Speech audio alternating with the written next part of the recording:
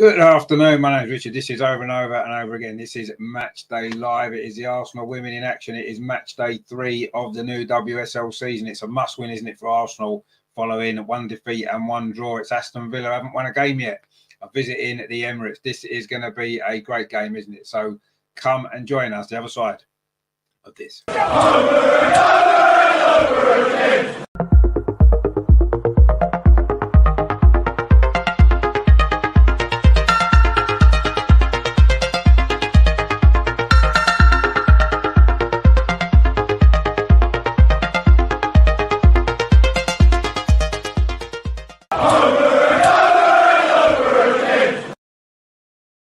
So this is it then. Arsenal women versus Aston Villa from the Emirates Stadium is, of course, a must-win game.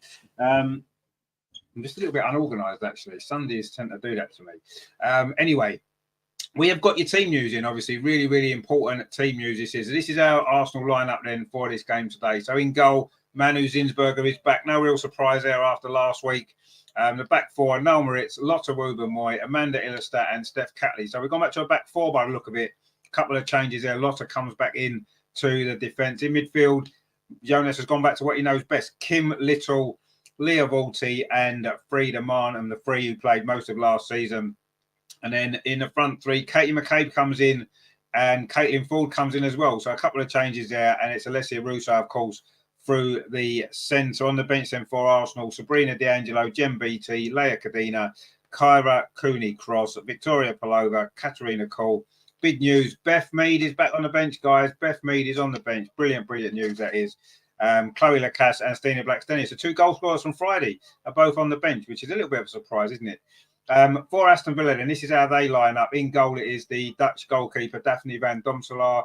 Looks like they might have a back three, but it could be a back four. Lucy Parker, Danielle Turner, Rachel Corsi, Anna Patton, and, of course, Maz Pachetto. So it could be a 5 at the back. Then it's Sarah Malin, Lucy Staniforth, Laura Blinkfield and Simone McGill, and then it is Rachel Daly up front for Aston Villa. They've not got a big bench, have they? They've got goalkeeper Anna Leet, they've got defender Olivia McLaughlin, they've got Alicia Lehman, Jordan Nobbs, of course, our very own former player, Ebony Salmon and Adriana Leon. So they've got some attacking options on the bench, not too much in terms of defence, have they? So that is your team lineups. And what do we make of that? Obviously, Jonas has made it, 3 games and he keeps making changes to the team. It's like he hasn't quite figured out his best starting 11 yet. A lot of new players to breed in as well. Nathan's well. What's I doing, my friend? Hope you're well. He says, evening, Rich, everyone in the chat. Afternoon, sorry. And Wayne says, with Chelsea on 7 points, we absolutely must. Yeah, absolutely. I think that if we drop points today, I know it's very early in the season, just 3 games in, but even if we draw this game, we'll be, 5 points behind Chelsea after 3 games. And to make that up would be, I'm not sure if we would be able to do that, if I'm totally honest. So, yes, you're right. It's a must-win game now with the other results. Man City are winning. Man United are losing, actually. They were last time I checked at home to Leicester. So that could be a bit of a shock. But anyway, we can't worry too much about anybody else. Today it's all about Arsenal. We have to win this game. That's all there is to it. There's no other options. You're absolutely right. And I mean, it's a team that he probably knows as well as he knows. Obviously Leah Williamson is out. He's brought Amanda Illerstadt to the club and he's got faith in her. So he's put her into the team. Otherwise, it's a very similar defence to last season. The midfield's the same as last season. And up front, it's obviously Russo's come in. He wanted to pay a lot of money for her, so he obviously favours her. He's put her in ahead of Stina. I thought was brilliant the other night against Manchester United. But we drew the game, when maybe we should have won. So we'll see what happens later on. Will Beth Mead come on? That's interesting, isn't it? Do you think she'll come on in this game? She's not played, obviously, since November, just back from her injury. Obviously, she's on the bench, so that means she's 100% match fit, if you like. So let's see what that means. Does that mean that she's going to be able to come on and play some part in this game? She was on a bench, of course, in those 2 European Champions League qualifiers. Didn't come on, did she? So we'll have to see. It'd be great to have her back. Let's not expect too much too early from her, because I'm pretty sure that she's going to take a few games just to readapt again to playing competitive football. So we need to be patient with her, but it's great that she's back on the bench. I'm sure she'll be itching to come on, won't she, and make an impression at the Emirates Stadium, of course, where she's got such a great goal-scoring record, hasn't she? I think she's scored enough every game she's played there previously. So it'd be nice to get her on the pitch, won't it? Terry's in the chat. He says, "Good afternoon, Richard. I'm all nice and relaxed with this Villa whopping this afternoon. Stay calm, everyone. Today's the day it all comes good." Yeah, I mean, let's hope so. I'm confident. I mean, you know, it's an Arsenal women's team that we know pretty well, isn't it? With these players that they're used to playing together, and I think that's what Jonas has done. You know, we haven't had a lot of time, have we? No pre-season. There's not been a massive amount of opportunities to work with the new players, integrate them into the system that we play. So I do think that he's gone with what he knows and the players that know each other, the relationships that they've already got built up from last season and before. So I think it's sensible. You know, Russo for Blackstenius as a centre forward is the big one, isn't it? But I say he was going to pay a lot of money for her in January, so of course he's going to favour her to play, isn't he? So that's not that unusual, I suppose. And of course, Amanda's had to come in because we've lost Rafaela Souza and Leah Williamson for the time being. So that makes sense as well. But yeah, it's not. It is more like the Arsenal team that we knew from last season that did so well for so long. So yeah, let's hopefully we can get back to that. Aston Villa got their own problems, haven't they? No points from 2 games. They've maybe been a bit unfortunate. They were unfortunate to lose to Manchester United on the opening day.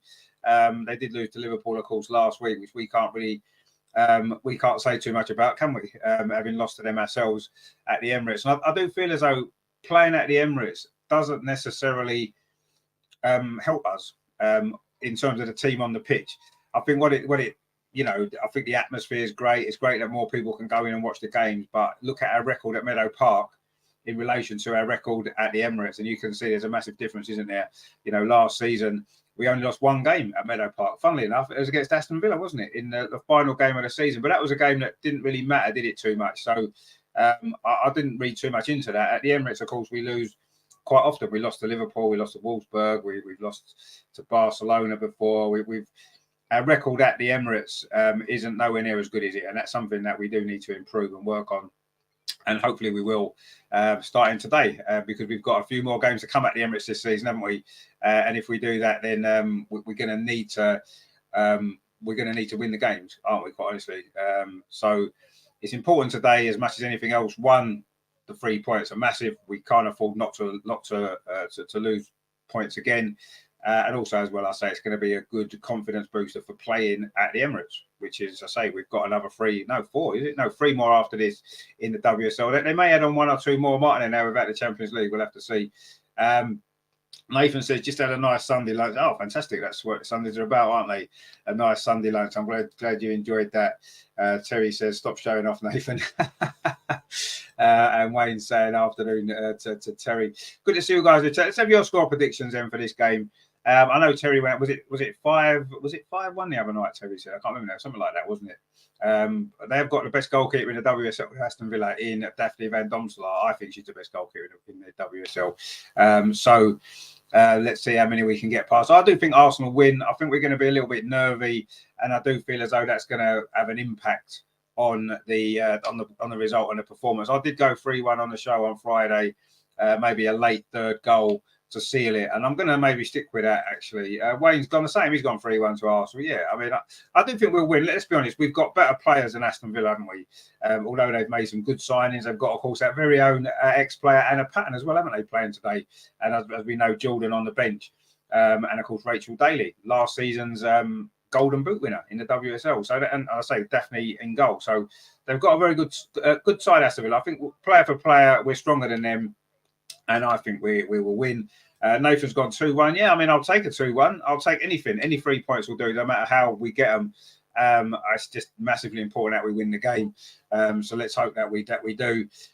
Terry's gone 6-1 stuffing Villa today. Well, that would be nice, wouldn't it? That would be a real statement, wouldn't it, to say that this team's back and we're ready to fight Chelsea all the way. Bearing in mind, of course, a win today, we'd only be 3 points behind them, which is nothing really when you look at the number of games that we've got. But if we end today, a lot further back than that, and that's not going to be good. Hadder's in, he says, for really, I don't like that lineup. You don't like it? I mean, it is very similar to last season, isn't it? That's what I think that's what Jonas has done. He's gone with the players that know each other and the relationships in the team that he knows works because it worked before. So I wouldn't necessarily say it's a team I don't like. I personally would like to see Stina in the starting lineup, but she's on the bench. We've got a strong bench, haven't we? Chloe Lacasse, Stina Blackstenius, Beth Mead, Katharina Cole, Victoria Palova, Kyla Cooney-Cross, Leah Cadine. I mean, what a bench. Jem Beattie as well, of course, Terry's favourite, to come on and play centre forward in the last 5 minutes if we need a goal. So no, I kind of like the lineup. I've got no problems with it because it's a lineup that we pretty much know well, don't we? But let's hope that we can get the performance right today and get the victory, because that's what matters, isn't it? And I do feel as though one victory now, a victory today, could be the thing that really pushes our season on now, doesn't it? Kick starts. I thought last week at Man United we played well. We played really well for most of that game. A couple of sloppy defensive errors, of course, cost us the 2 goals, which ultimately cost us the 2 points. But I thought we played well. We created lots of chances. And if we keep playing like that, we're going to win a lot of games, aren't we? Man United are a good side. Don't worry about that, you know. And not every team's as good as them. And they're not going to always punish the mistakes that you make. But, yeah, I was encouraged by last week's performance. Terry says, don't worry about Chelsea. You beat them twice. Job done. Well, at the moment, if we win today, we only need to beat them and draw with them, don't we? And the same with Manchester United. We've got to draw away, beat them at home. Man City, the same. And as long as we don't drop silly points like we did against Liverpool to some of the other teams, that should be enough, or it will be enough, won't it? Potentially. So, but yeah, let's not think too far ahead yet. The important thing, of course, is what we need to do is win this game today, don't we? That is the most important thing. Does anyone know what channel on Sky this is on? Because I can't find it. It's not a main event, is it? Because that's got cricket or some shit on. Does anyone know what Sky channel it's on? Won't be on Sky Premier League, will it? I wouldn't imagine. Or is it? Maybe it is. No, it isn't. Anybody know what channel it's on Sky? Oh, it's on BBC One, is it? Oh, it's not even on Sky. Oh, there you go. That's my fault for being an idiot. Then I've been watching Sky, thinking, why isn't it coming on?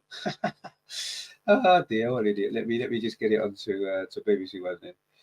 We don't really like BBC One, do we? But we'll accept it for the football course. And that was my fault. Sorry, I'm behind. We've actually just kicked off at the Emirates. Sorry about that. I was on the wrong channel. That was silly, wasn't it? Thanks, Nathan, for letting us know that it's on BBC One. Anyway, we've just started by the look of it. We're just 10 seconds into the game. Sunshine at the Emirates. It's a chilly afternoon. Of course, autumn now, isn't it? And we're starting to feel like autumn, aren't we? Anyway, Arsenal attacking at the goal to our left in the first half. She's a North Bank, so we've switched ends round, haven't we? We normally stay in the other end. Terry says, Richard's still in holiday mode. Yeah, I probably am still in holiday mode, yeah. I wasn't paying much attention. I haven't really had a chance to, do much in preparation for this game. I've been away, as you know. Anyway, Aston Villa are in. They're awake. It looks like a sort of a greyish colour, actually, which is quite unusual, isn't it? Or sort of bluey grey. And Arsenal, of course, as you would expect, in the home colours of red shirts, white sleeves, white shorts and white socks. In possession now with Leah Volti in midfield, plays the ball square to Amanda Illerstadt. Was that her mistake for the second goal on Friday, or was it the goalkeeper? I think it was a little bit of both, wasn't it? But anyway, let's put that behind us now and concentrate on this big game today. Steph Catley plays that ball up left-hand side, looking for Caitlin Ford back in the starting lineup, of course. Frida Marnman made a run down that side as well. It is a throw to Arsenal, which Steph Catley is going to take. It's in the attacking third. We played a minute and a half. This is nice from Arsenal. Good, bright start. Frida Marnman now on his near side gets across into the penalty, a 6-yard box, cleared away by Anna Patton, I think that was. Anyway, Aston Villa now looking for a counter-attack. They're going to be dangerous on the counter-attack, aren't they? There's no doubt about that. They've got some quality up there, haven't they? You know, Rachel Daly. We need to stop them crosses coming in, because we know how good she is in the air. The Golden Boot winner from last season, of course. And Aston Villa now trying to play the ball up that far side. Their first real bit of possession, but also won it back. Katie McCabe does really well running towards the Aston Villa penalty area. She's held up briefly, so she has to touch it back to Leah Walter. This is a good aggressive start from Arsenal. It's what we needed. The ball now played out to that far side. Now it's back again with Amanda Illerstadt. Arsenal keeping possession now, just slowing the pace down slightly. Lots of Moy finds Amanda Illerstadt again. We're into the 3rd minute of the game. Kim Little now over on that far side in the sunshine, plays the ball square to Lotta Moy. She pings it out to this near side, a shaded part onto Steph Catley up the line to Caitlin Ford. Cuts in. The Australian does really well. Caitlin Ford plays the ball square in to midfield. Kim Little plays it in to Katie McCabe. It's good from Arsenal. Katie McCabe with a shot from distance, but it's a comfortable save for Daphne van Domselaar, the young Dutch goalkeeper. I believe she's the best goalkeeper in the WSL. I wanted Arsenal to sign her, and after last week, even more so. But anyway, let's hope we can get a couple of goals at least past her today. But that was a comfortable save there for a goalkeeper of that quality. Rachel Daly with her first touch lays the ball up this near side to Sarah Malin. This is the first Aston Villa attack, actually. The ball coming forward again. This is nice play from Villa on the edge of our box. Good tackle there from Lotta Woober-Moy. Steps in. That's a brilliant tackle. That a very important one as well. I think it was on Lucy Staniforth there, just on the edge of the penalty area. Really important tackle that was.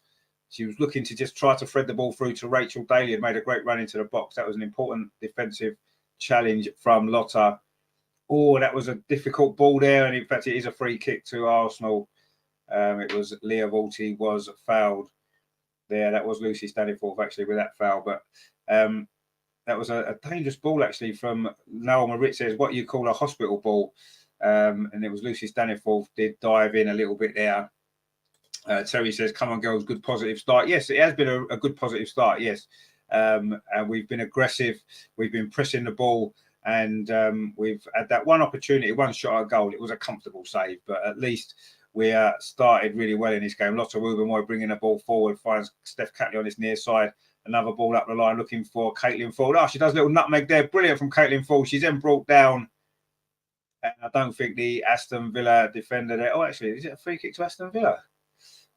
I mean, they were sort of holding each other. It looked as it went out of play. Sorry, it went out of play. It was Sarah Malin, the Aston Villa defender. It did actually go out of play. So it looked more like a foul on Caitlin Ford, but it ended up being a throw.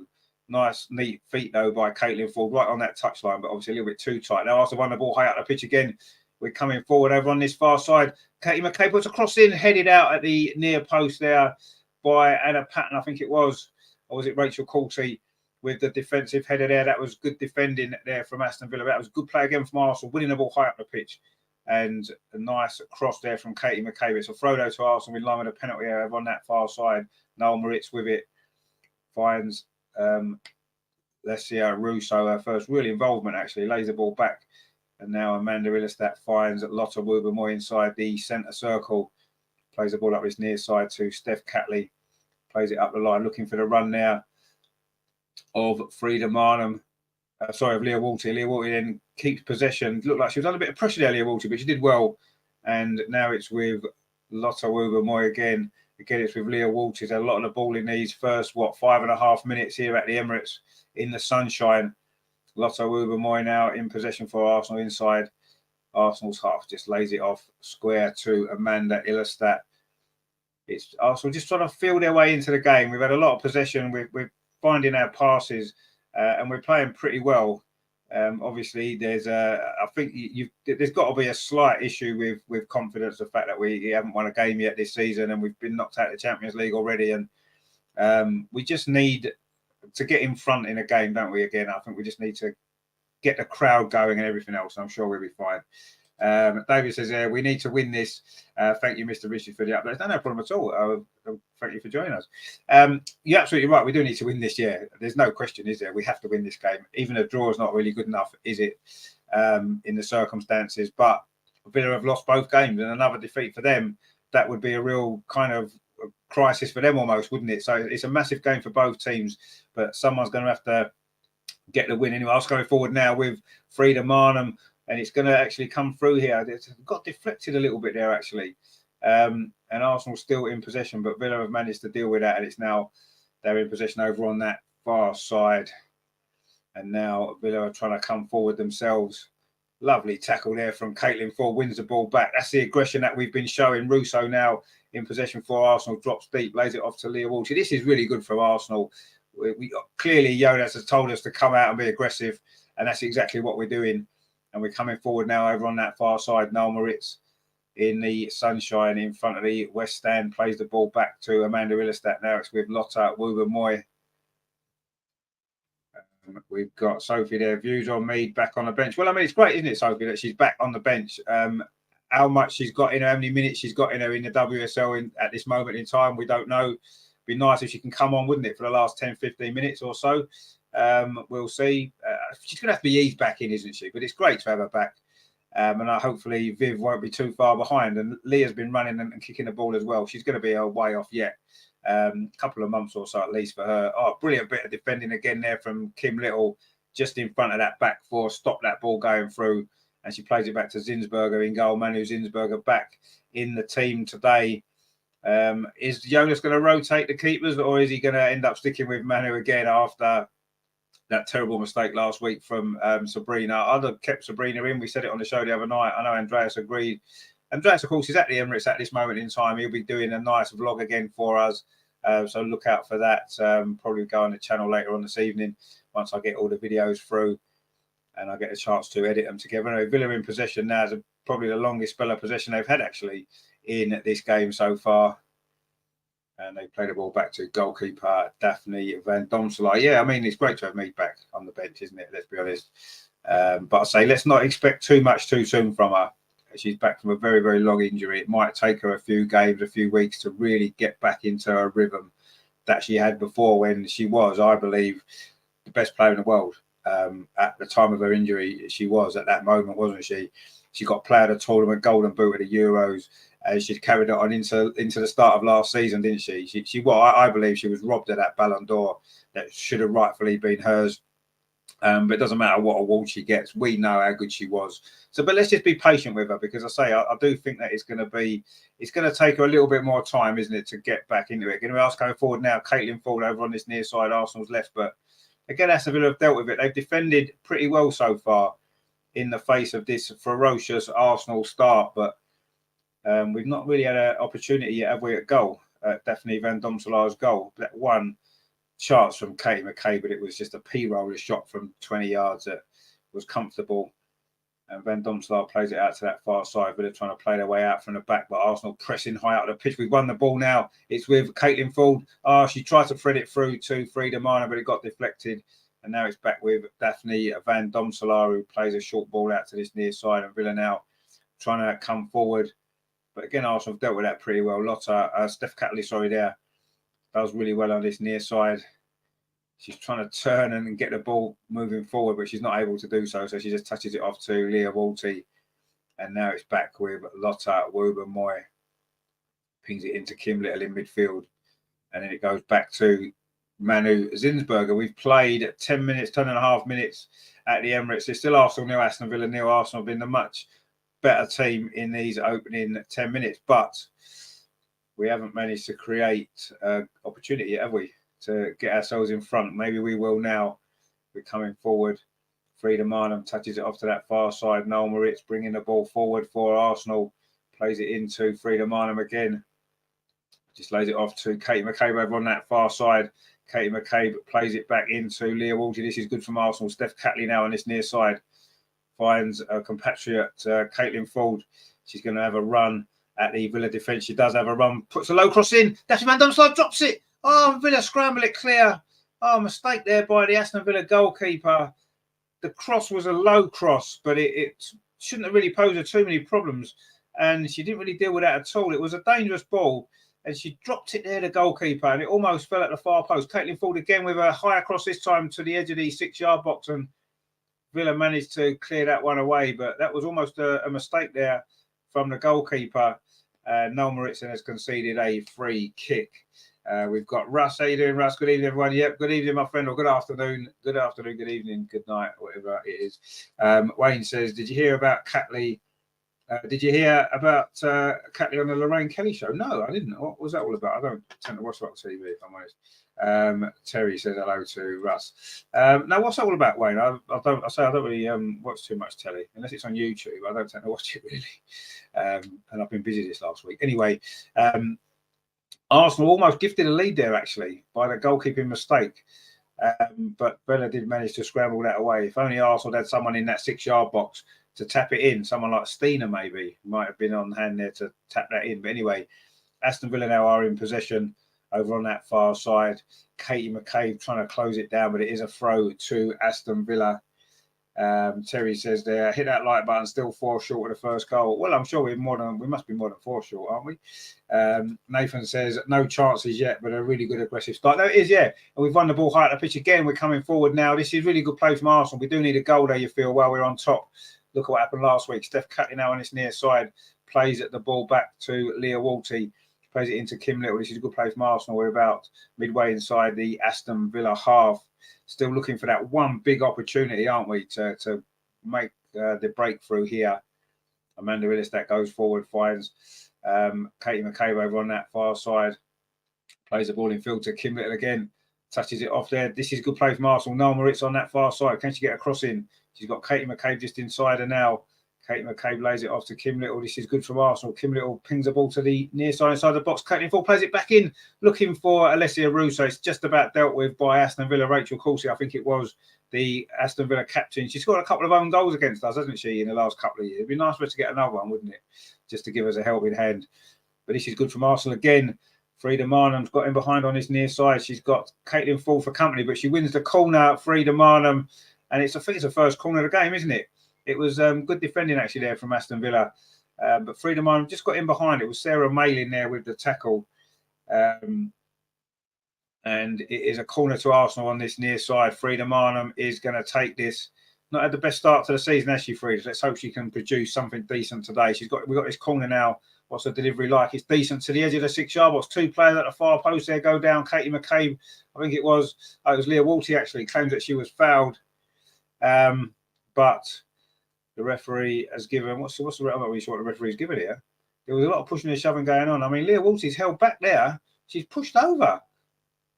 I would say that's not far off being a penalty. It was Sarah Malin, the Aston Villa defender. I think VAR would have given a penalty. Not that we want VAR in a women's game, because we don't, clearly, but I'm sure VAR may well have looked at that. Anyway, Wayne says they were going around St Albans looking for randoms on the street to get a chance of winning £100,000. Wow. And one of the randoms was Steph.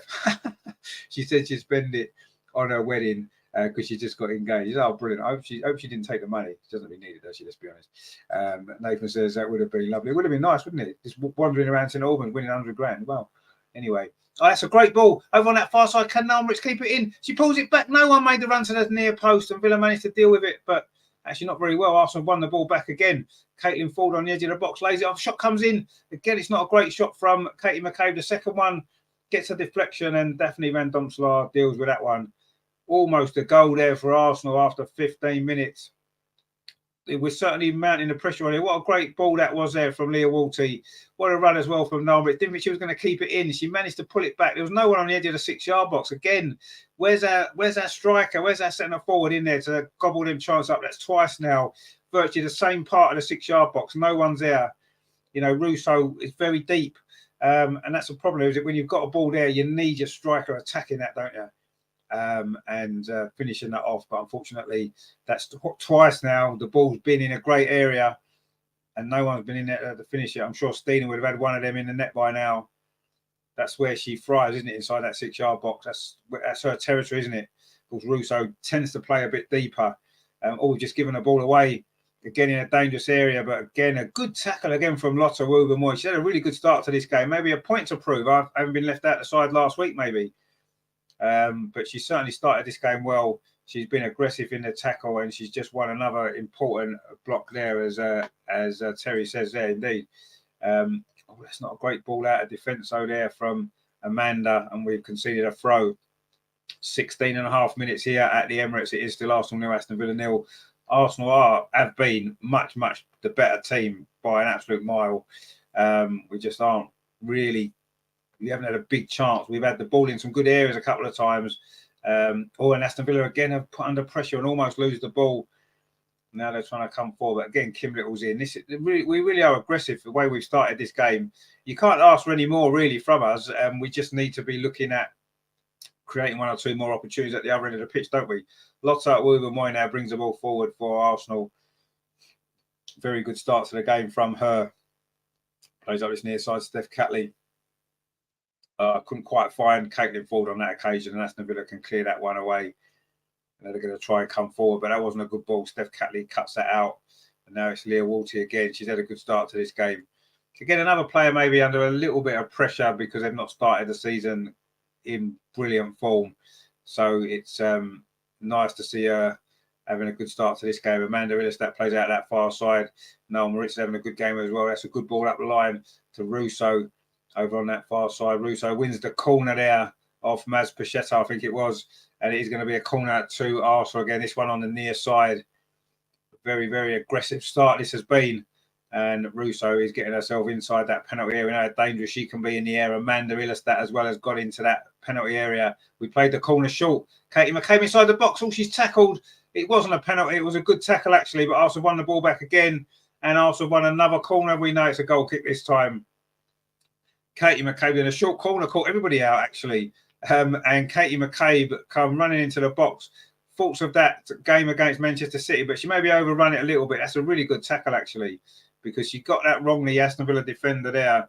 I think it was Simone McGill, actually. She'd got that wrong. It would have been a penalty, but she did get the ball. It was a good, clean tackle, a very good tackle, actually, you have to say. And Arsenal were denied again. And Katie McCabe, I think, felt that was a penalty, but it wasn't. Magnificent Jeff Hart in the chat. How you doing, my friend? Says, hello, Richard. Hope you're doing well. Yeah, I'm doing very well, my friend. Good to see you. Hope you're enjoying the game today. It'll be much better if Arsenal can get a goal. Maybe we will now. Caitlin Ford on this near side. She's done really well again. Caitlin Ford tried to thread the ball through it, hit the Aston Villa defender in front of her, and now Villa can try to come forward themselves, but that's a poor ball. And Amanda can just deal with that and finds Kim Little, plays it out to that far side. Katie McCabe, can she get across and plays it square in field to Kim Little again? Now it's Noel Moritz on the overlap over on that far side. Finds Katie McCabe again. Those two are linking up pretty well up there on that right for Arsenal. Nice play again from Kim Little on the edge of the box. Threads the ball through to Noel Moritz, but she's not going to quite get there. And Aston Villa can just about deal with it. Good piece of defending there, actually, but it's not a good ball out. Kim Little's there again. She's had a great game. Kim Little got player of the match on Friday. She pretty much gets player of the match every time she plays because she's just everywhere, isn't she, on the pitch? Just incredible player. Lotta Ruber-Moynihan just touches it off to Amanda Ilestat, the Swede, new signing. Going to be an important player this season, you feel, with the defenders that we've lost. And, of course, well, Leo's out in particular. Leah Walty now just touches it off. Terry says there, this is good football by the girls, all of them up for it today. Yeah, we're certainly up for it today. That's a good ball up this near side. Caitlin Ford is now coming forward for Arsenal. Got Steph Catley on the overlap, but the offside flag is up over on that far side. I don't know if it was against Steph Catley or if it was against Caitlin Ford, but anyway, the flag's gone up and it is going to be a free kick to Arsenal. Well, Caitlin Ford's not offside there, is she? Clearly. And Steph Catley's not offside there either, so I'm not quite sure who was offside, actually. That was a really poor decision from the linesman there, because she was definitely not offside there, was she? Caitlin Ford, absolutely no chance. Magnificent Jeff says, do you think we should start both Russo and Stina? I love their partnership. I would like to see Stina start in every game because I think she's a brilliant player. But it's fitting her and Russo into the team, isn't it? I think last week it needed work that them both playing, I thought. I mean, Stina scored a great goal, didn't she, in the early part of that game? But I don't know. I do think it needs a little bit more work. Terry says, Lions women got better eyes than VAR. Well, you could say better or worse, depending on where you look at it, really. Steve says, if VAR had eyes too. Well, yeah, VAR. Well, see, the problem is I don't like to keep saying, well, if VAR was here, they would have give that or not give that, because we don't want VAR in a women's game. And Villa coming forward now. This is their first real dangerous move. Sarah Malin with a cross into the box. Arsenal defend it well again. And it was that Lotta again. Oh, brilliant piece of defending again. She's a brilliant game. Anyway, Russo now is coming forward for Arsenal on this near side. She needs a bit of support, though. And she goes back to Steph Catley. Nathan says they're just missing that final bit. Yeah, exactly. We are missing that final bit. Yeah, really are. And good to see Steve in the chat there, as Terry says. Steve, of course, from Australia. Good to see you. Obviously, a couple of Australians in the Arsenal starting lineup today, which is always nice, isn't it? And another on the bench, of course, in Kyra Cooney-Cross, who may well make an appearance at some stage. Depends how the game's going, doesn't it, as to what subs we'll bring on. We've got a very strong bench. And as Jonas always says, it's not just about the starting 11, is it? It's about the finishing 11. And, you know, we've got some great players on the bench who can finish this game. Anyway, let's see. Hopefully they can finish it off in the style that we need, which is obviously to get the win. Again, Arsenal winning the ball high up the pitch. This is proper Jonas football, this, isn't it? We're not giving Villa a second to settle on the ball. And there is a foul there, though. It is going to be a free kick. It was Steph Catley. A little bit too aggressive, maybe, there for the referees. Like, it might have been Frida Martin, and the referee's just speaking there to Freedom Marnham. So far, so good in terms of the refereeing in this game. I mean, Freedom Marnham did come flying in there actually, which was good. It was it Lucy's Dalyford that was fouled? Anyway, it's a free kick to Aston Villa. Magnificent Jeff says, love the fact United. Oh, did they draw? Did they? I know they were 1-0 down, so I suppose the draw is not too bad, I suppose. But they were playing Leicester, although Leicester were top of the table with 6 out of 6. So did that finish in a draw deal? Well, that's a good result for us, then, isn't it? So that would be, obviously, they're on 5 points, aren't they? And if we win this, we'll be on 4. So happy days. And obviously Chelsea are on 7, aren't they? So I don't know how Man City were doing. They were winning. Did they win as well? We'll check the results at half time anyway. Anyway, Aston Villa now are trying to come forward. A rare piece of possession for them, actually. They've been under the cosh, haven't they, Villa? They've defended pretty well so far.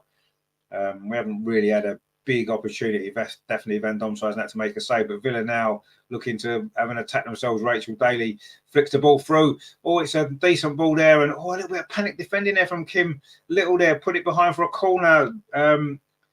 The goalkeeper, Manu Zinsberger, came out there to maybe collect that ball. Maybe, I don't know if she communicated properly there, but Kim Little wasn't taking any chances and kicked it out. It is a corner though to Villa. They can be dangerous from this. Sophie says, Man City are 5-0 up. Oh, there you go. I'm not surprised. They're winning. They were 1-0 up last time I checked. Terry says, their referee looks like something out of Beetlejuice. That's not very nice, is it? Anyway, it's a corner now to Aston Villa. Comes in towards the edge of the 6-yard box. Oh, it's a free header. Oh, it's a goal. Aston Villa have scored. Oh, an absolute disaster. Is it Maj Paseta with the goal for Aston Villa? A header from a corner, our weakness. 25 minutes gone. Terry says no. And the Villa fans at the clock end are celebrating. And, well, Arsenal are losing. They're having a little kind of team meeting in the middle of the pitch at the minute, having conceded that goal. It's an unnecessary corner to give away as well, wasn't it? Bit of lack of communication at the back again, maybe. The corner comes in, not great defending from Arsenal, and it is Maj Paseta of a free header from 7 yards. And I mean, it's a simple goal, isn't it? Really, really simple goal for Aston Villa. Who was marking her? Nobody. She's got free in there. The ball went over the top of Amanda. Not great defending from her again. She missed time the ball completely. And Maj Paseta has headed it in. And Arsenal are behind again. Well, Magnificent Jeffar says there, I told you about set pieces. Yeah, well, it's been our weakness. It has. And that was really weak from Arsenal. We started so well. Nathan says there, they really do not deserve that at all. No, we don't deserve it, but you get these things happen. You can have all the possession in the world. If you don't take your chances and score a goal, you're always liable to let one in. And now Aston Villa have got their tails up. They're coming forward again with Rachel Daly. Plays the ball up that far side. It's well kept in, actually, by McGill, I think it is. Puts a cross into the edge of the 6-yard box. Amanda this time does deal with that, heads it out. Again, we're a bit uncertain at the back, aren't we? Miss Pink Sock says there, no defence. Well, yeah, exactly. That's the problem, isn't it? We know that for you. Villa now are coming forward again. They're really looking confident now. They've been under the cosh up until now. Rachel Daly's header, and that's a decent save from Zinsberger. A comfortable save, but she saved it, and that's the main thing. Nathan says that's football for you. Need to keep their heads up and keep going. Yeah, exactly. We need to keep our heads up because we are playing well, but obviously that's a big blow, isn't it? The start we've had to the season, that is a big, big blow. Terry says, don't panic, just need to hit that like button. Yeah, obviously hitting the like button is going to massively help. Absolutely. There was a comment from Steve I was just going to read before, actually, but anyway, we'll get back to that. SFN official says, this ridiculous Jonas has to go. In fact, he let down Emirates Stadium down to earth, no tactic. Shame as Arsenal balled for hiring a man who has no vision. I don't agree with you there, really. I mean, he's done well in the 2 seasons that he's been there. It's not been an easy start to the season. There's no doubt about that. But there's still a lot of time in this game. We've only played 27 minutes. We've still got plenty of time to come back and get the result. We all felt Aston Villa would score. So it's no real drama, is it? Let's keep calm and let's see what happens. But yeah, obviously, if we lose this game today, then there's massive pressure on us. There's no doubt about that. I would agree. And Jonas will be under pressure as well. Steve says there, we look good, but don't finish our work. Exactly, yeah. Alicia says there, why not start Kadina ahead of Woober Moy? Well, I'd have started her ahead of maybe Amanda today because, again, she's at fault for a goal, Amanda, isn't she? That's 2 in 2 games now for her. it's easy to say that after the game started, I suppose. Jeffar says, I've never seen a team that looks so fragile on set pieces than us. Who's our set piece coach? Well, I don't know, but we need to get a better one maybe. But you're right, we do look fragile from set pieces. And just balls into the box in general, not necessarily just set pieces, crosses into the box. We do seem to have problems with, don't we? But anyway, where are we? Well, there was a comment Steve said there. Says could have had a better day. Mum fell, hit head, came home from hospital 11:30 p.m. Oh, I hope she's okay, mate. Well, you say she's fine. Okay, that's good. I hope she's okay. That's not good news, is it? And like you said, the day isn't getting any better for you, is it? Unfortunately, but there's still time. As long as your mum's okay, that's more important, isn't it? Than the score in a football match. Let's be honest. So we wish her well, of course. Anyway, Arsenal they're coming forward, trying to respond to that. It's a shock, really. It was a shock. The Emirates is in shock at the minute, but Arsenal coming forward again now. Katie McCabe on that far side. Is she going to be the spark? That's a good cross towards the edge of the 6-yard box, cleared away by Anna Patton, I think it was. It only comes as far as Leah Walty. Arsenal putting the pressure back on again. Caitlin Ford on this near side. Can she get a cross in? She pulls it back, and it's cleared away again by Aston Villa. Not that far, actually. Steph Catley gets a bit of a poor touch, but we do manage to. Well, Caitlin Ford wins the ball back. Steph Catley again. Arsenal getting back to our rhythm. We've got a lot of work to do here. Kim Little is going to try and be the spark again. Finds Caitlin Ford on this near side. Caitlin Ford puts a cross in. Comes into Walstina and she deflected it. Frida Marnham. And she tried to deflect it towards the goal. But it's gone wide of the post. We need to keep getting those crosses in, though, don't we? Because I think that's our way.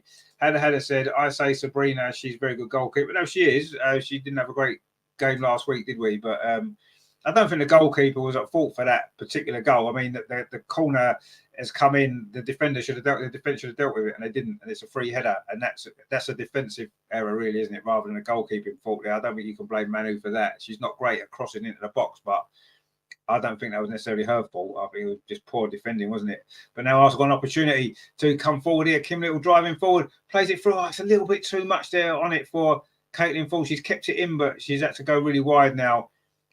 Little bit less on that ball. She may have had a chance to get a goal. Leah Walty with a cross it into the edge of the box, 6-yard box. Header comes in from Katie McCabe.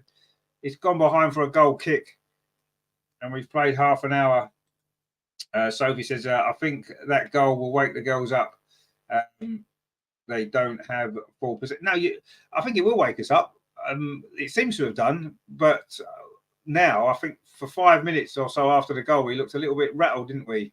Understandably so. Confidence is a fragile thing in sport, isn't it? Particularly in football. So, we need to understand that's the way it is. And we do seem to have recovered now. And we are back looking in control.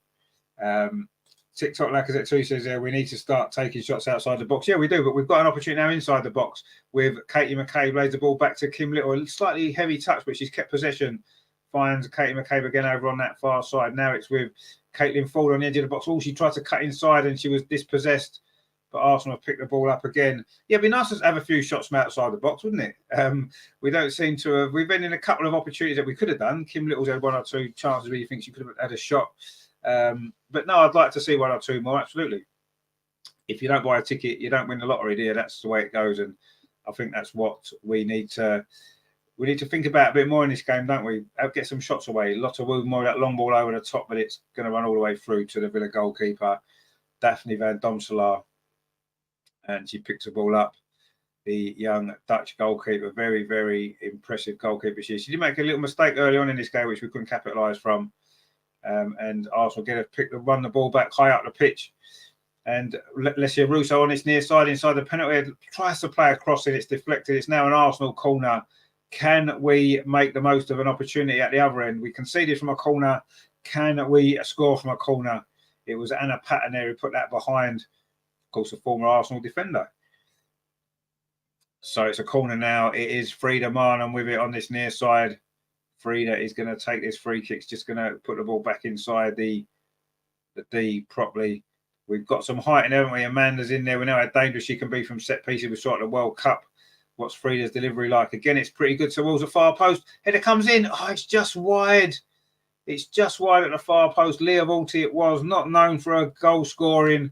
She got a great one goal last season, didn't she? But she came quite close there. Again, it's a good corner to the far post. And Leah Walty with the header put it wide. under pressure. It's always difficult to score those type of headers, isn't it? When you kind of it's just sort of come off the side of her head. You couldn't direct it into the goal. Jeffo says they're 3 games in, 4 goals conceded. We have the most expensive squad in the league. There's no reason for defending Jonas. He needs to do better. We look worse than last season. How's that possible? Well, we've had no pre-season. I think that's the big issue, and it is a problem. There's a head injury now. It's Frida Marnham actually looks like she's come off worse, and there's an Aston Villa player down as well. This doesn't look good for Frida actually. If it's a concussion, she will obviously have to come off. May lead to a slight change of shape. Wayne says, is it going to be another one of those days? Don't say that. It's looking a little bit like it at the moment, isn't it? But there's plenty of time left yet. Steve says, Jonas can't score up to go. No, obviously he can't. Ultimately, a manager is responsible for results and performances. Absolutely. There's absolutely no doubt they are. And we're not, if Arsenal keep losing games and not challenging for that title this season, then of course that's going to come back on Jonas, and I'm sure he will suffer the consequences of that. Absolutely. But I think that the way we've set the team up today, the way we've started the game, has all been good.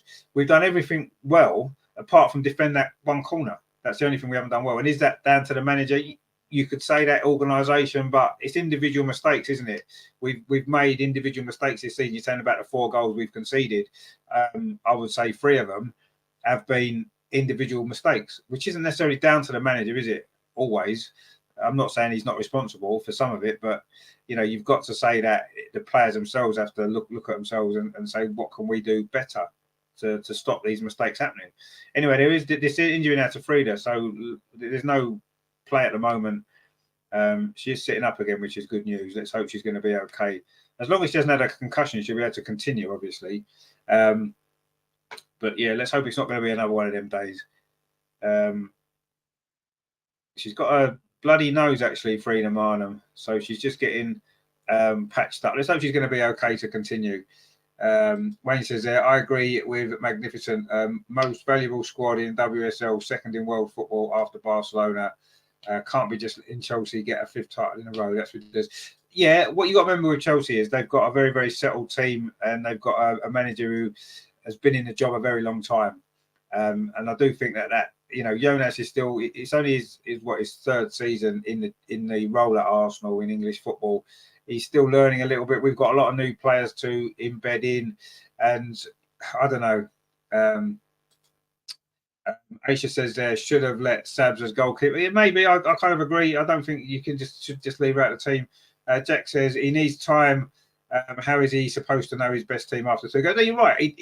And I say the fact we didn't have a pre-season, and I do think that's important. The fact that we didn't have a pre-season. So what's happened is he's not had the chance to work with the new players. And that's why today I think he's gone more with the team from last season, hasn't he? Just with Amanda and Alicia in the starting lineup. So yeah, I do think that's a factor. But anyway, let's just see what happens. Jeffar says Frida has been very poor this season. Yes, she has. I agree. She hasn't had a great start to the season. Absolutely not. Loki's in the chat. Hey, my friend, good to see you. Hope you're well. Hope you're enjoying your Sunday afternoon. Aisha says Jonas always messes with the lineup. Well, he's trying to find the lineup that works, isn't he? He's trying to still find that simply because we've got new players and we haven't had a proper pre-season. But let's see. It's still early in the season. It's still very early in this game. Let's not get too worried quite yet. But it is starting to look as though it might well be another Liverpool. Anyway, Frida is still off the pitch. She's got some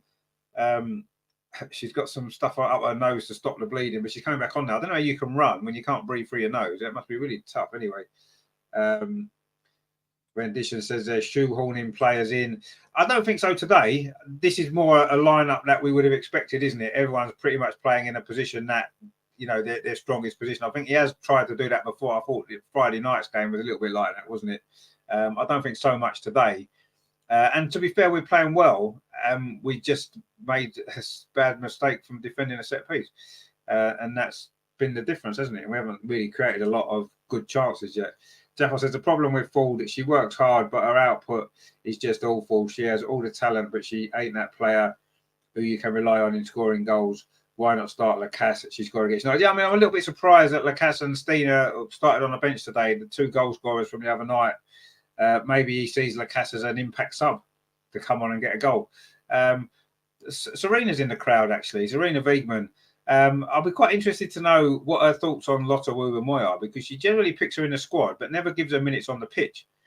And today, in particular, she started this game really well. She's had a great game. And I wonder if that's going to influence whether or not she gets to play a bit more regularly in the future for England. Anyway, Alessia Russo, of course, does play regular for England, making progress down on that far side, puts a cross into the box. It's flicked on at the near post by Katie McCabe, by Frida Marnham, sorry, but the ball has ended up into the arms of Daphne van Domselaar. And again, an Arsenal ball into the box comes to nothing.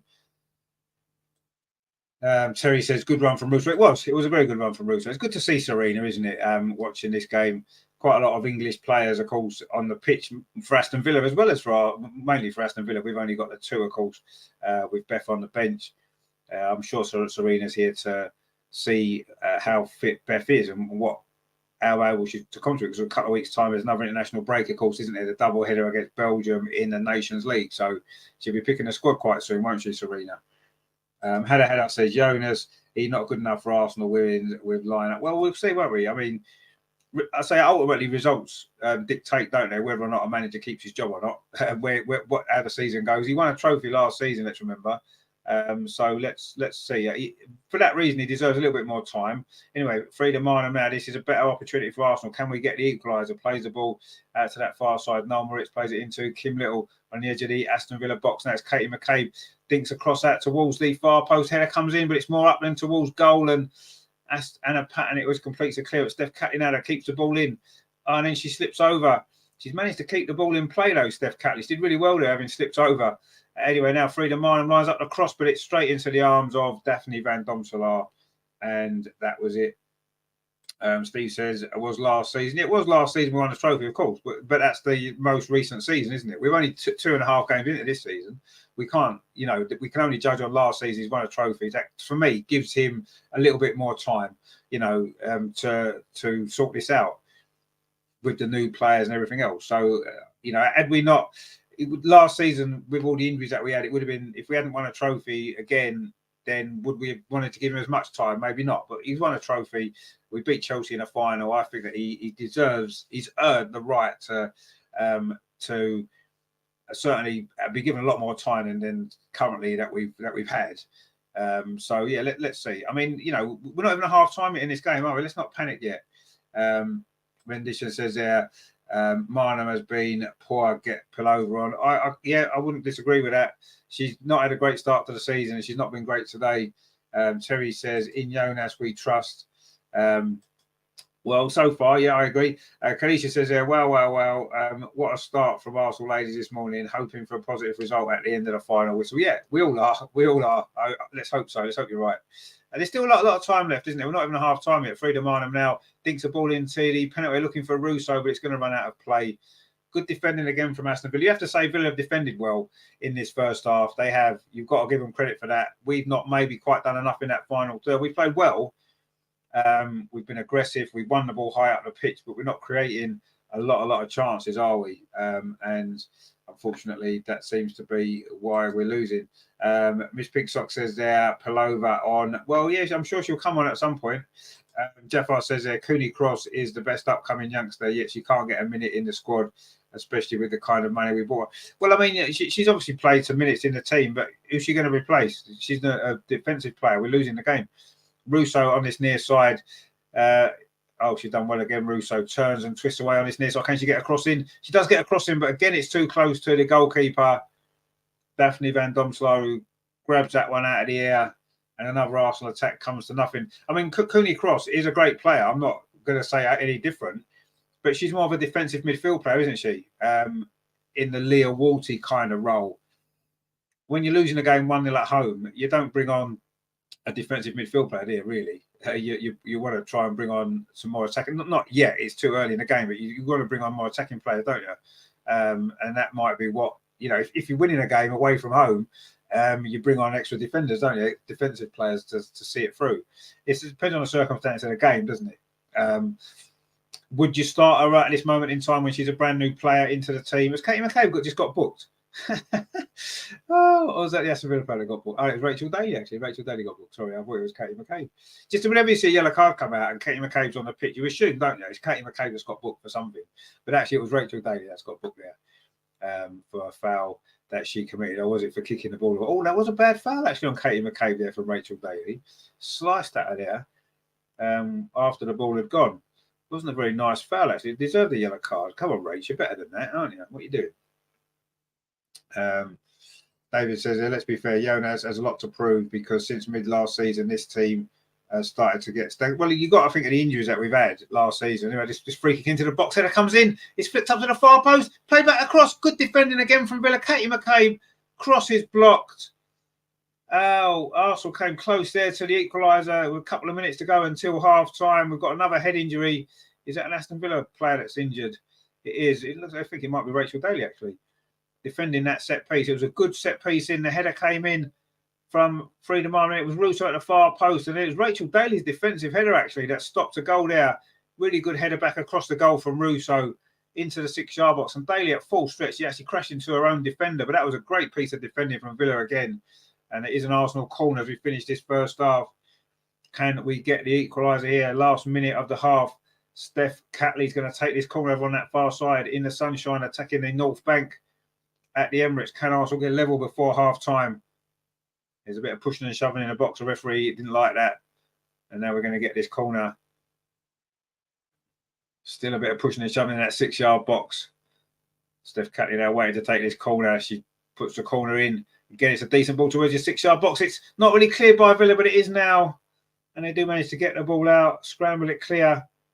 But Arsenal are going to pick this ball up with Noel Moritz finds Katie McCabe, lines across up again. Almost forced at the far post.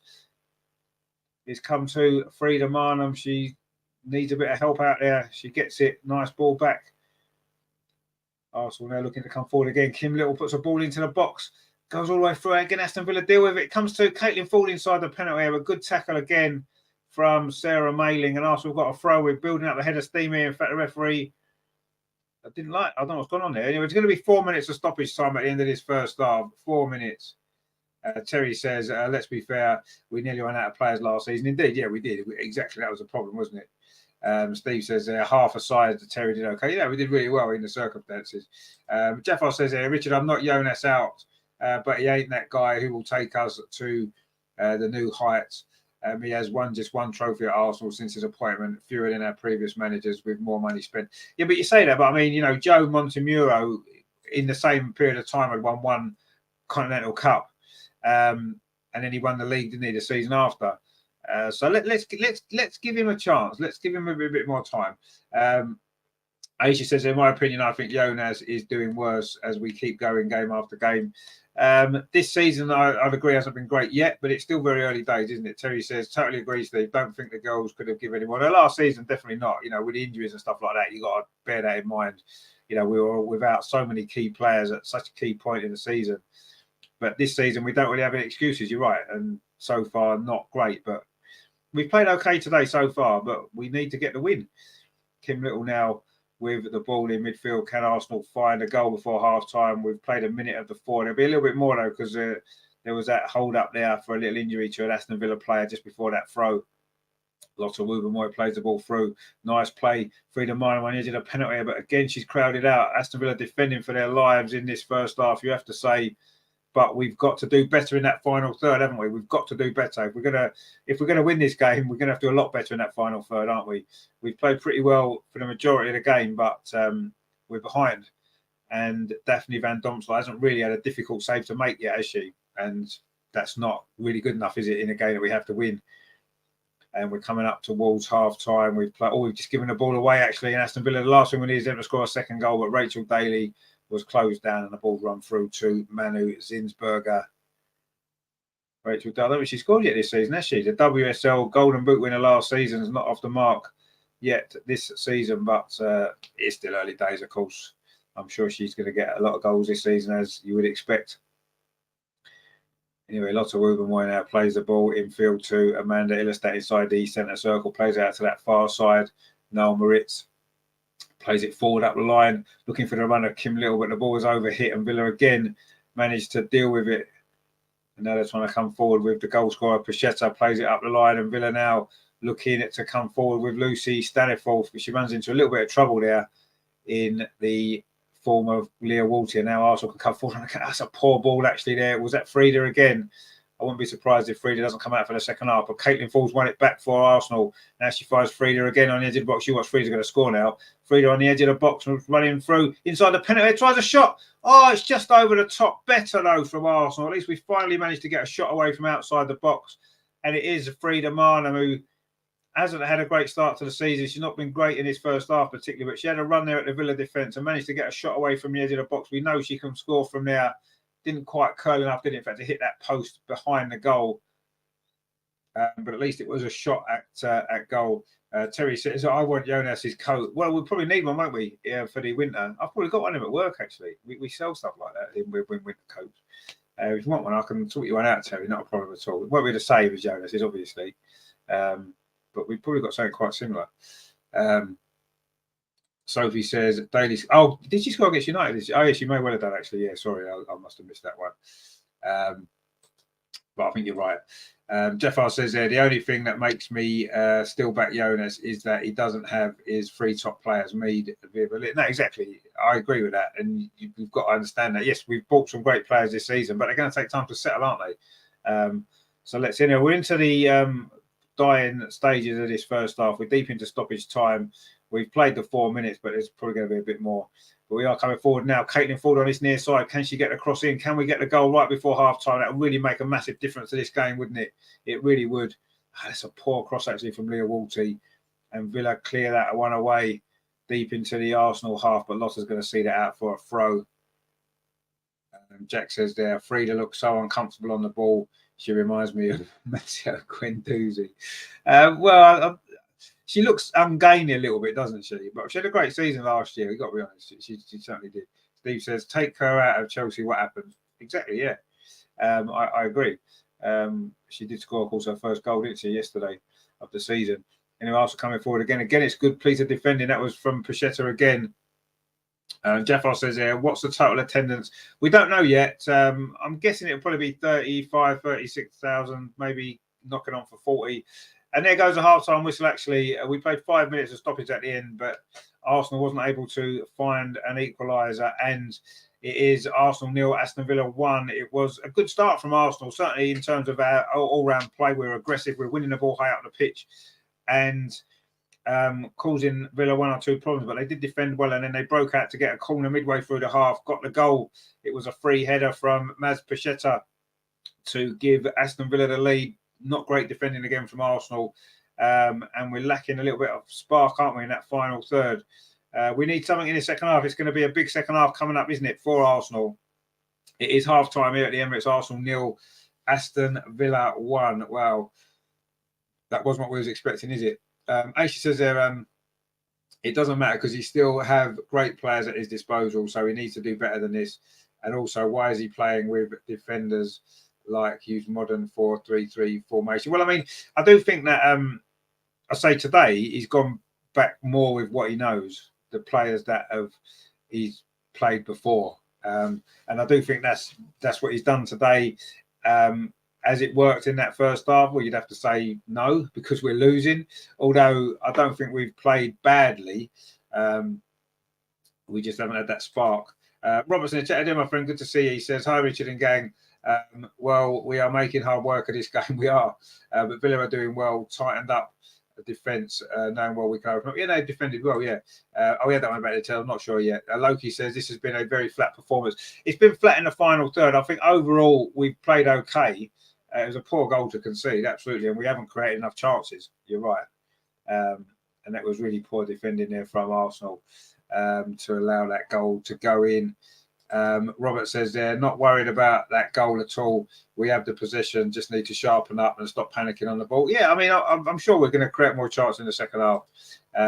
Miss Pink Sock says there, we will rally in the second half. Yeah, I'm sure we will. We generally do, don't we? Nathan says, need to find some cutting edge in that final third, I think, apart from that. And the goal, yeah, no, you're right. Cutting edge is the key, isn't it? We just haven't quite had that sharpness, have we? when we got the ball in a penalty, we haven't always made the correct decision. We've a couple of good balls into the 6-yard box, and nobody's been there to finish them off. And yeah, one or two moments, but not enough. Absolutely, we do need to find that cutting edge. Absolutely right. Nathan says there they've got everything right. Well, almost everything. Yeah.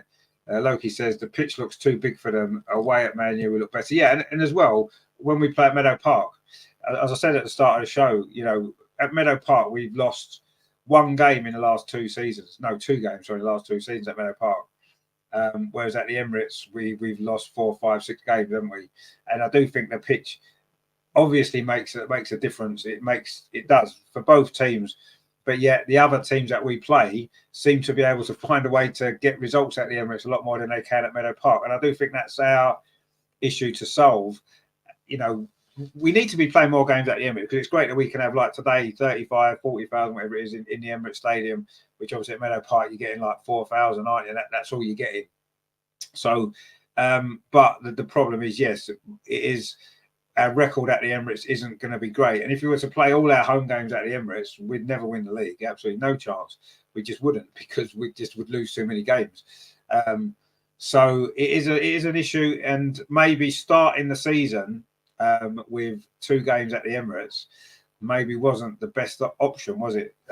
You know, maybe spread them out through the season a little bit. So if you do lose a couple of games, at least they're not together. They're more spread out over the season with some wins in between. But I don't know. Maybe it is the pitch, the size of it. I'm not sure. Definitely something. So we'll see. Alicia says, Richard, we all saw how Cadena played against Gase and Lucia from Man U, so why not start? No, I mean, I'm not necessarily saying he's made the right team selection. I've not said well, the result's going to determine it, isn't it? If we win the game, you know, maybe the subs will come on and win the game, and then you can say, well, he got everything right because we've got the result. If we lose the game, and obviously we're going to look at the team line and think, why didn't this player start? Why didn't that player start?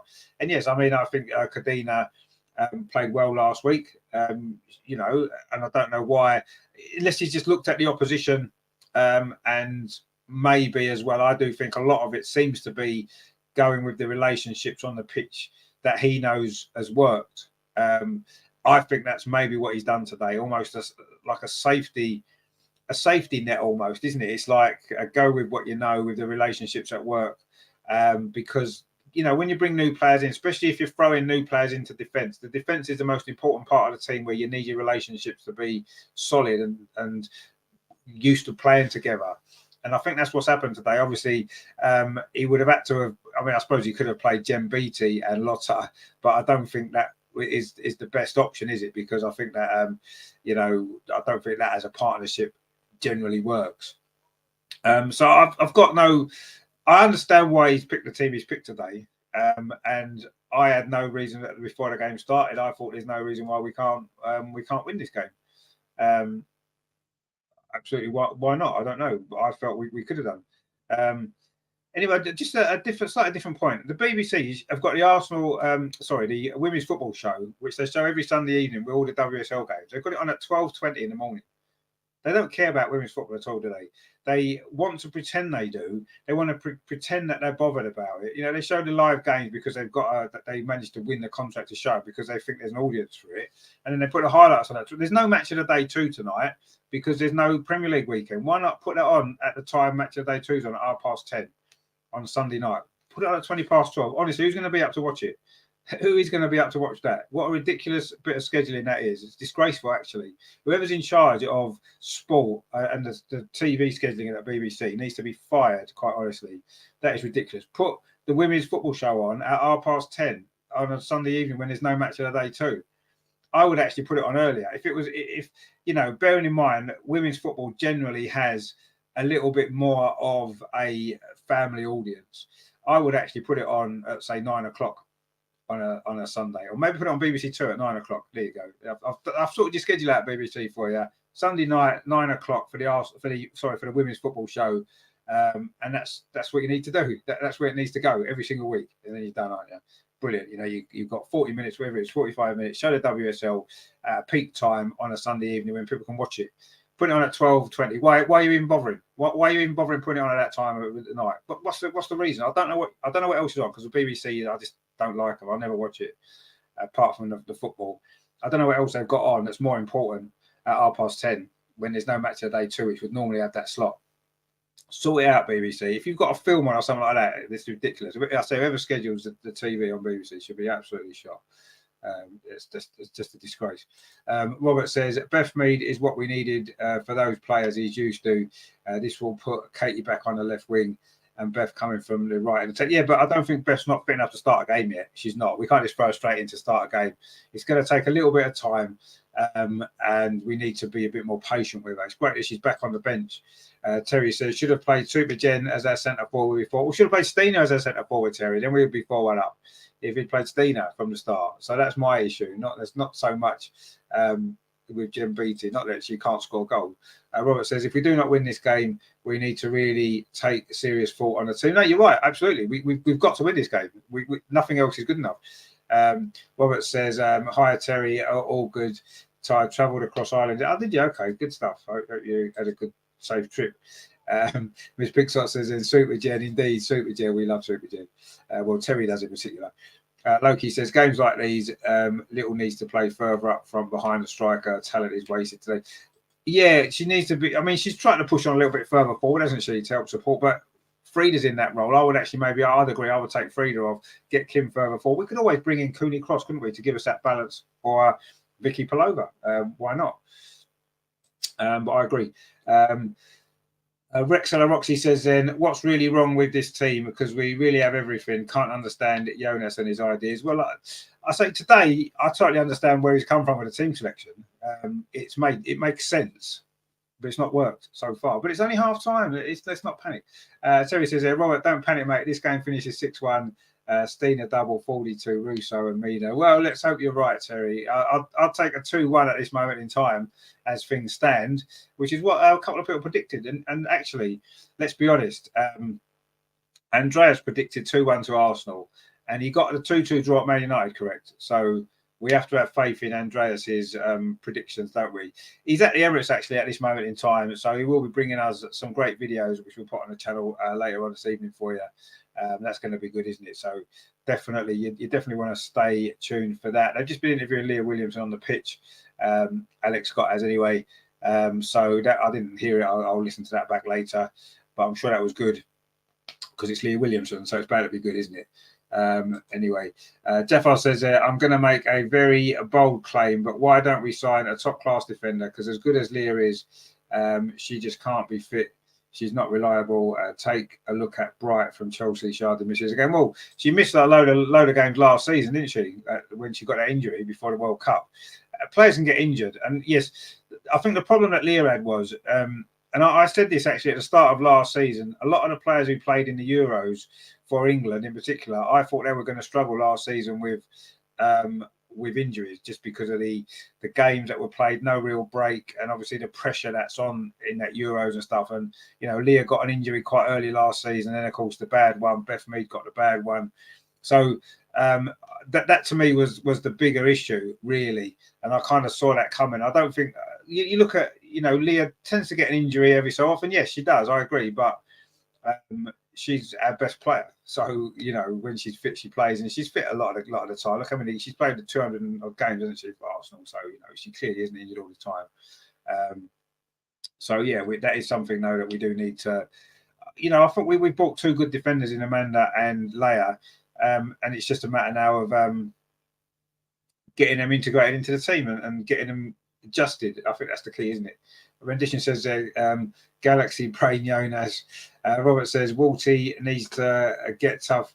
That back post attempt from the corner was shocking. Not one of my favourites. Well, no, I mean, one, she's not a goal scorer. And I don't think that was a bad effort. I mean, she was under pressure and she had to kind of lean back and try and get ahead of it. It's a difficult chance. So I don't necessarily think that that was that bad. But yeah, we'd like to see her obviously get one in. WSL Compton, yeah, backs up what I said there. Bright missed all games towards the end of the season. Yeah, she did last season. She did. They still won the league, didn't they? So that's something that we need to look at. Steve says Arsenal score first, they'll win 4-1. Depends when that goal is, my friend. If it comes in the 89th minute, we're not going to win 4-1, are we? Anyway, Terry's right. Lucy. Can everyone check their thumbs up button? I don't think it's working. Yeah, this is why we're losing. It happened against Liverpool, didn't it? It happened against Liverpool. You've not learnt your lesson, quite honestly. You know, everyone's blaming Jonas and not looking at the fact. All you got to do is if you give us a like, it means Arsenal score, we win. It happens all the thing every single time it happens. So you know, don't blame Jonas. Look at yourself. Look at yourself in the mirror and say, have I clicked on that like button today? No, I haven't. Well, there you go. You're responsible for Arsenal losing. The second half is about to start, so you better get them banging them likes quickly, because the second half's about to start. The team are coming back out. Well, the Aston Villa team are. Magnificent Devil says that WSL comes, yes, but check the stats between the two. Yeah, I think Bright plays more games, or has done, but you know that's football for you, isn't it? You know that is football for you. Players can get injured. Some players get injured a little bit more than others, but you don't just bin them off because they have a few injuries when they're as good as Leah Williamson is. Rendition says there, thumbs up already. If we lose, it's on you. No, it's on all those that haven't pressed the best button. If you have, you've done all you can do, haven't you? You've done your bit, so you're fine. You know, it won't be your fault. That's absolutely fine, but it's everyone else that hasn't. Miss Pink Sock says, "I don't mind. Good stuff. That's what we need to do." You know, you can only do your own thing, can't you? You know, we can't blame everybody else. We have to do our bit first, and then if it still doesn't work, then we can look at other people to blame, can't we? Anyway, we just had a few videos actually from Andreas at the Emirates. I'm going to look for them later on and see. I'm sure it's going to be good stuff. So that'll be good, won't it? So we need to get looking at those later. That's going to go on the channel, of course, later on. So please watch out for that, because we love Andreas's videos, don't we? Because they're brilliant. So we've got a comment there that says, how do you feel about Mida being back? Well, she's not quite back yet. She's on the bench. We're very happy, of course. We'll be delighted when she's back on the pitch playing, but we need to give her a bit of time, don't we? Because she's not going to straight away get back into the team and suddenly start getting back to the form that she showed straight away. It's going to take a little bit of time, isn't it? But we're delighted that she's back, obviously. We can't wait to see her on the pitch. Terry says, come on, you Gooner girls. Indeed, we're just about to start the second half. Arsenal are kicking off, attacking the goal to our right, which is the clock end at the Emirates, if you are familiar with it. Hannah says, same issue versus Liverpool. It was the same issue versus Liverpool. So far, this game's been very similar, actually, hasn't it, in many ways, to that Liverpool game. Although against Liverpool, we did have a few more chances, didn't we? Their goalie had some saves to make, which definitely Van Domselaar hasn't as yet. So we need to step it up in the second half. We are off and underway, and Arsenal are trying to come forward straight away. There's been no changes at half time from either side. Wasn't necessarily expecting them yet. But if it stays like this, I would imagine we're going to be seeing certainly Stina and Chloe Lacasse and maybe Beth Mead. Wow, wouldn't that be something? Wouldn't that be something indeed? Anyway, Arsenal now in possession on this near side. Noel Moritz plays it up the line, looking for Katie McCabe. He always finds a way to get Katie McCabe into the side, doesn't he, usually? Anyway, Katie McCabe in possession now on the right-hand side as opposed to her usual left-hand side. But she's had a decent game. I think everyone's played okay, haven't they? We've not played badly. We just haven't had that spark in the final third. Maria says there, who do you think we should sub? I would take off Frida and maybe bring on maybe Chloe Lacasse, maybe, or Vicky Palova, potentially. That would be my first change. And then I would maybe take Katie McCabe off and get Stina on, try and find a way to get Stina and Russo together up there again and get that to work. That's what that'd be the first two I'll be thinking of doing at this point. But we'll see. Let's see if this team can find a way themselves without having to worry about the sub so much yet. Anyway, this is better from Arsenal. Our boy over on that far side, Caitlin Ford. She is going to have a little run at Blinkhilder, over on that far side. She plays the ball out to Steph Catley. Now it's with Frida Marnham in behind over on that far side. Plays it back again to Caitlin Ford. Cuts in field and plays a square ball into Leah Walter. Just touches it off to Kim Little. Kim Little tries to thread the ball through to Steph Catley, but it wasn't a great ball. It was cut out by the Aston Villa defence. And Aston Villa can now try and come forward themselves, actually. Rachel Daly does well, but Arsenal again are in quickly to win the ball back. Russo tried to get hold of that ball there, but she couldn't quite. It was Frida Marnham. She couldn't quite get hold of it then. Maria says, it would be nice to see Jordan Nobbs playing against Arsenal. Well, yeah, it would be nice. I'm sure she might come on at some stage. But at the moment, I'm more worried about how Arsenal are doing or not doing. So It'd be nice to see Jordan get a game, of course it would, but I'm more concerned with whom we might bring off the bench, not who Aston Villa might bring on. Yeah, anyway, Amanda now with a ball, plays out this near side. That's a good ball out the line, looking for Katie McCabe. It's well defended again by Villa. The ball goes back to Daphne Van Domsel. Oh, that's a poor clearance, actually, only as far as Kimberly. In fact, is it a free kick to Arsenal? Was it a handball? I think it was a handball, actually, there. Kim Little got that ball and tried to play it forward, and it hit the Aston Villa defender. It must have been on the arm. Maria says there, outstanding crowd again in the stadium. It does look a decent crowd. You're not as big as the Liverpool one, obviously. It'll be probably knocking on towards 40,000. I'm sure we'll get the official figure sooner or later. Anyway, it's a free kick to Arsenal now on this near side, in line with the penalty about 25 yards out. Freedom Island with it. Not a great ball. Doesn't beat the first defender, headed out as far as Leah Walsh. She's going to put it back in again. That's a better ball. Again, it's a clearance away. It comes to a volley from Alessia Russo. Hits a defender flat in the face, actually. She's gone down in the box. Oh, that's going to hurt. I think that's Rachel Coulsey. Took that full in the face there. A volley from Alessia Russo. And that's going to hurt. There's no doubt about that. Full-blooded volley that was from Russo. And it's hit her on the side of the head. Wow, from about what? She's only about 4 or 5 yards away. It was good defending, actually, but that's going to hurt. She's now gone down and she's getting some treatment. Rachel Coulsey, I'm sure she's going to be okay. Maria says, come on, you Gunners. Indeed, come on, you Gunners. Let's do this. We've played 4 minutes of the second half. Not much has happened so far, but there is this injury now to Rachel Coulsey. She's got a whack in the face there. That would have hurt. There's no doubt about that. It definitely would have hurt. So, yes, we need to regroup here, don't we? And really come out fighting in this second half is what we need to do. I mean, she's literally like right in front of the shot there. Wow, that's definitely going to hurt. Bang. Oh, painful. That may well have been going in, actually.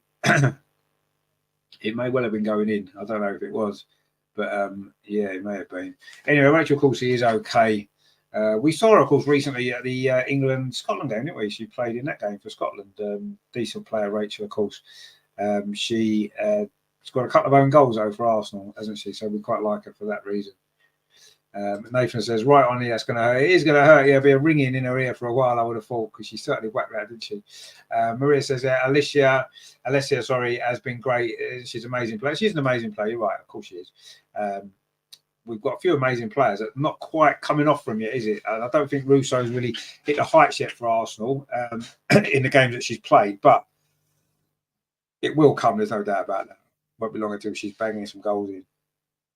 In Arsenal now, we managed to get possession back. It was like a drop ball because the referee stopped the game for that head injury. And Arsenal are coming forward now. Caitlin Ford over on that far side. Can we find this goal that we so desperately need in this second half? I mean, we need 2, but we need to get 1 first. You can't get 2 until you get 1.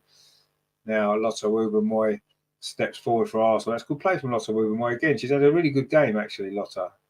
She finds Katie McCabe on this near side, fought back across. Instead plays it back to Kimberly. It wasn't a great ball, but Kim shuffles it back to Amanda. Now it's into Leah Walty. Arsenal again have a lot of possession in front of Aston Villa without really getting in behind.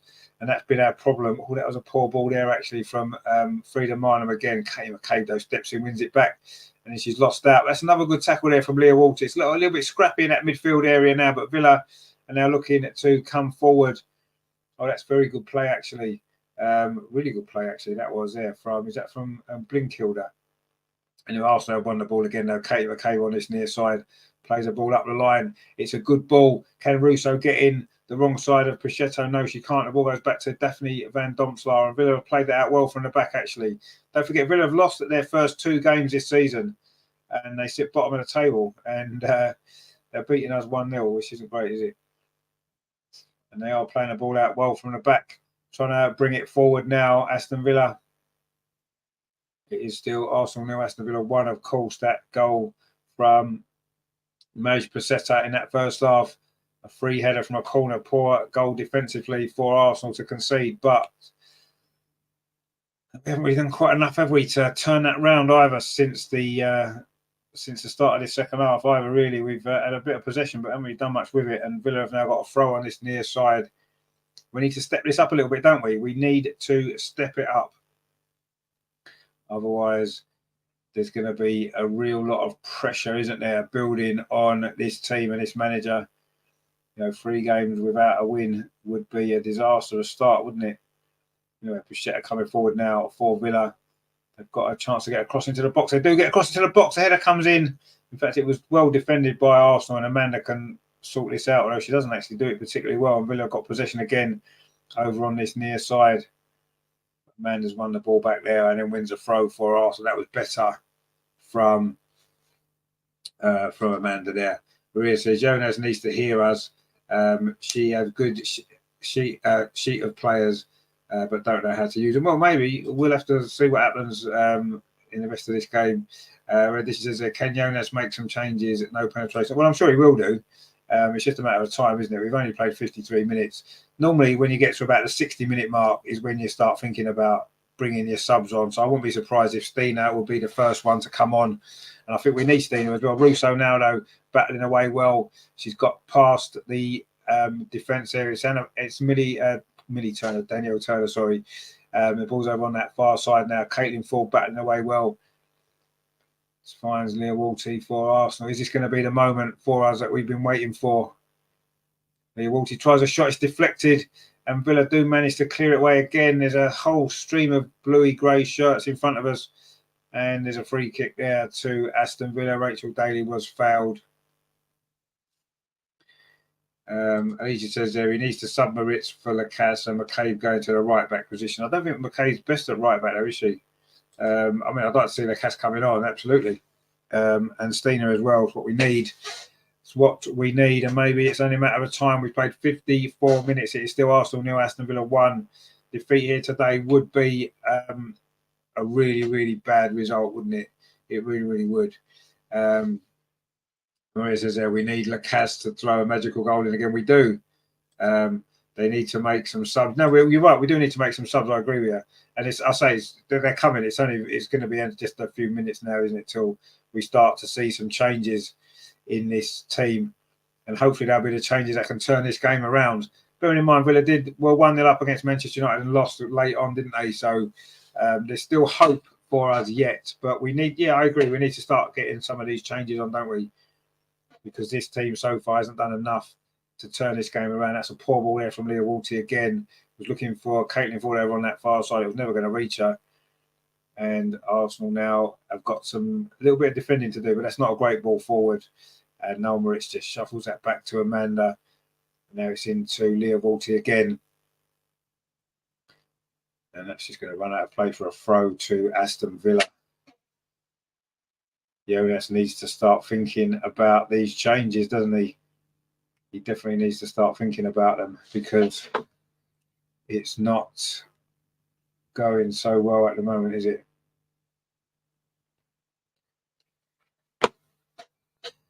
Anyway, let's see what we can come up with. And Nathan says that you can see Villa growing in confidence. Well, of course, they're growing in confidence because they've got a lead to defend.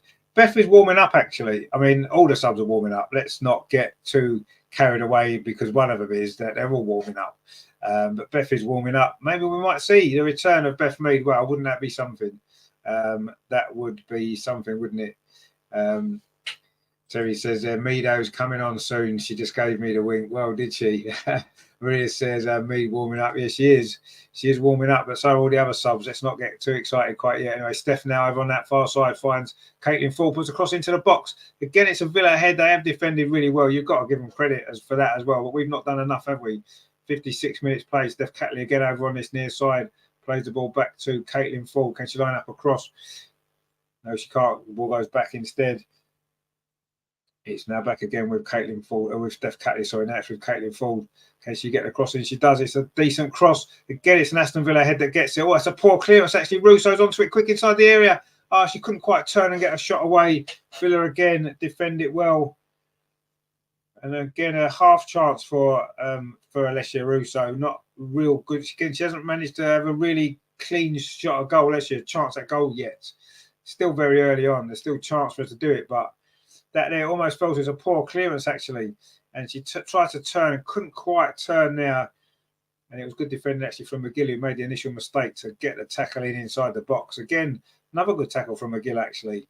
And then the clearance was completed by Lucy Parker. And there seems to be a break in play at the minute for one reason or another. I'm not quite sure. Oh, Kim Little's gone down with a bit of an injury. Let's see. Maria says there, Mido going to give us what we need. Trust we're still going to get a goal. Well, I don't know how fit she is yet. I don't think she's going to suddenly come on and be the player she was 8-9 months ago. It doesn't work like that when you've had a long injury. I think it's going to take a little bit of time to readapt. But yes, she's got the quality. We know that to bring us something a little bit extra that we've been lacking in this game so far. And let's hope that whoever comes on, whether it's Stina, whether it's Beth, whether it's Chloe Lacasse, whoever comes on, all of them will come on. Let's hope that one or other of them can give us that little bit of extra spark that we've been lacking in this game. And hopefully that will be what we need to take this game by the scruff of the neck. But Kim Little has now got an injury, so she might actually be having to come off. This doesn't look too good, does it? But she's back on her feet again now. Let's hope that she's going to be okay. Maria says that hopefully we don't get the same referee that gave Man City yellow cards and 2 red cards in the future matches ahead. Referee was a joke. No, you're right, absolute joke. The other Maria says, to be honest, she might not be 100%, but if Jonas wants to bring her in, she must be at least perfect. I know she must be fit enough to contribute to the game, but how many minutes has she got and what she's going to be capable of doing? That's what we need to ask ourselves. Wayne says, I keep seeing Ty behind Jonas. He's got a good seat, to be fair. Well, I mean, I don't know how they managed to. They've wangled their way into the club, haven't they, somehow, them lot. I don't know how, to be honest with you, but what can you do? Anyway, Arsenal now in possession. Kim Little seems to be okay. She's on the ball now, so she must be okay, mustn't she? And we've played 59 minutes. So I think we're coming towards the substitution time. I'm expecting Stina to come on very, very shortly. And then we'll see what happens from there. Noel Moritz now plays that ball forward. It's not a great ball. And it's gone all the way through to Daphne Van Domselaar. And Arsenal it's been a very flat second half, you have to say. We had a lot of energy in the first 20 minutes. Conceded the goal, the energy went, and since then we've not really managed to pick it up again. And the press hasn't really worked. And there's been no real spark in that final third, has there? We need something to change. And let's hope it does now, because Katie McCabe is coming forward. Katie McCabe on the edge of the box. Frida Mind gives it back to Katie McCabe. Dinks the ball out to that far side. Steph Catley come forward from left back. She's done well there. Plays at the ball back. Oh, we've just lost it. And now Villa can launch a counter-attack. The ball's now in with Rachel Daly inside the centre circle. Lays it off up this near side to the goal scorer. Prachetta coming forward. Plays the ball through. Looks a bit offside there, but Arsenal defended that pretty well anyway. We won the ball back. It doesn't matter. Terry says, a lot of Wooben has been spot on today. No, she has. You're right. I think she played pretty well against Liverpool, didn't she? But anyway, she's on the ball now, in actual fact. Lotta Wooben plays the ball out to that far side. Steph Catley in the sunshine. There's still some sun over that side. The shadows now come right across half of the pitch, as it tends to do this time of the year at the Emirates. And the first sub's actually going to be Vicky Pelova. A little bit surprised about that. I would have thought Frida Mine would be the one to go off, but you think you'd want to bring Stina on, wouldn't you? A goal scorer, with she's got over 20 goals for the club. And it looks like Chloe Lacasse maybe as well is coming on, but no Stina, surprisingly enough. Not quite sure what's going on there. Anyway, Steph Catley over on that far side finds Caitlin Ford. She drives across and it's deflected behind it. It's going to be a corner. Maria says, Katie needs some motivation. She's playing well, but she can do better. Well, yeah, I mean, everyone can do better in this team. But Arsenal, are we going to make the subs before this corner, or are we going to wait until the corner is taken? We've got a corner anyway over on that far side. I think we're going to take this corner first. In fact, we are. The corner comes in towards the near post. Daphne Van Domselaar punches it clear to the edge of the box. Arsenal picks it up again. It goes out again to that far side. The cross comes in, but it's straight into the arms of the goalkeeper. Again, the quality there isn't good enough, is it, with the balls into the box? And it was a good well, I'd say comfortable enough save there from Van Domselaar for Aston Villa. Now they're in possession up this near side. Did that ball go out? Referee says no. And Prosciutto was putting a bit of pressure, actually. She's forced back. And then Villa do complete the clearance. Only as far as Lotta Ruben-Moy. The two substitutes coming on are going to be Chloe Lacasse and Victoria Pelova. No Stina, surprisingly. I thought she'd be the first one to come on. But anyway, we are coming forward now. Steph Catley over on that far side. Plays the ball in towards Russo, but it's cleared away. She did not real much service, has she, Alessia Russo today. But anyway, we'll see. Now we're going to see the substitutions. Are we going to see another great goal from Chloe Lacasse? She is coming on for Frida. We kind of thought Frida would be one of the players to go. Not her greatest game, not been her greatest season, has it? But Chloe Lacasse has come on, and I'm sure she is going to be desperate to have the same impact she had last week. Is she going to be the saviour again? We'll have to see. And Vicky Pelova's coming on as well. And it's Amanda's going off. Amanda Illistat's going off. So it's going to be a slight change of system maybe for Arsenal. That's something different, isn't it? So we'll see. Miss Pinksock says there, Lacasse on indeed. And Steve says there, good old Arsenal and wasted corners. Yeah, well, we tend to do it a lot, don't we? So we've made the two changes now. Different shape to the team maybe with Amanda Illistat going off. I wonder if Katie McKay's going to drop into that defence. Anyway, Russo now in possession for Arsenal, but not really going anywhere forward. And in fact, she has to lay the ball off defensively. Let's see if Chloe Lacasse can have this impact that she had last week. She didn't play much, did she, last week? But she certainly made a big impression in that game. And we need her to do so again as we're losing this game. And we need to come forward. It is Chloe Lacasse on the ball now over on this near side. Maria says they could pull off an equaliser. Yeah, let's hope so. And then go on and win the game because it's important. I say a draw's not even really enough. But at this moment in time, we're still losing and we need to get level. That's all we can do. Try and get a goal and then build from there.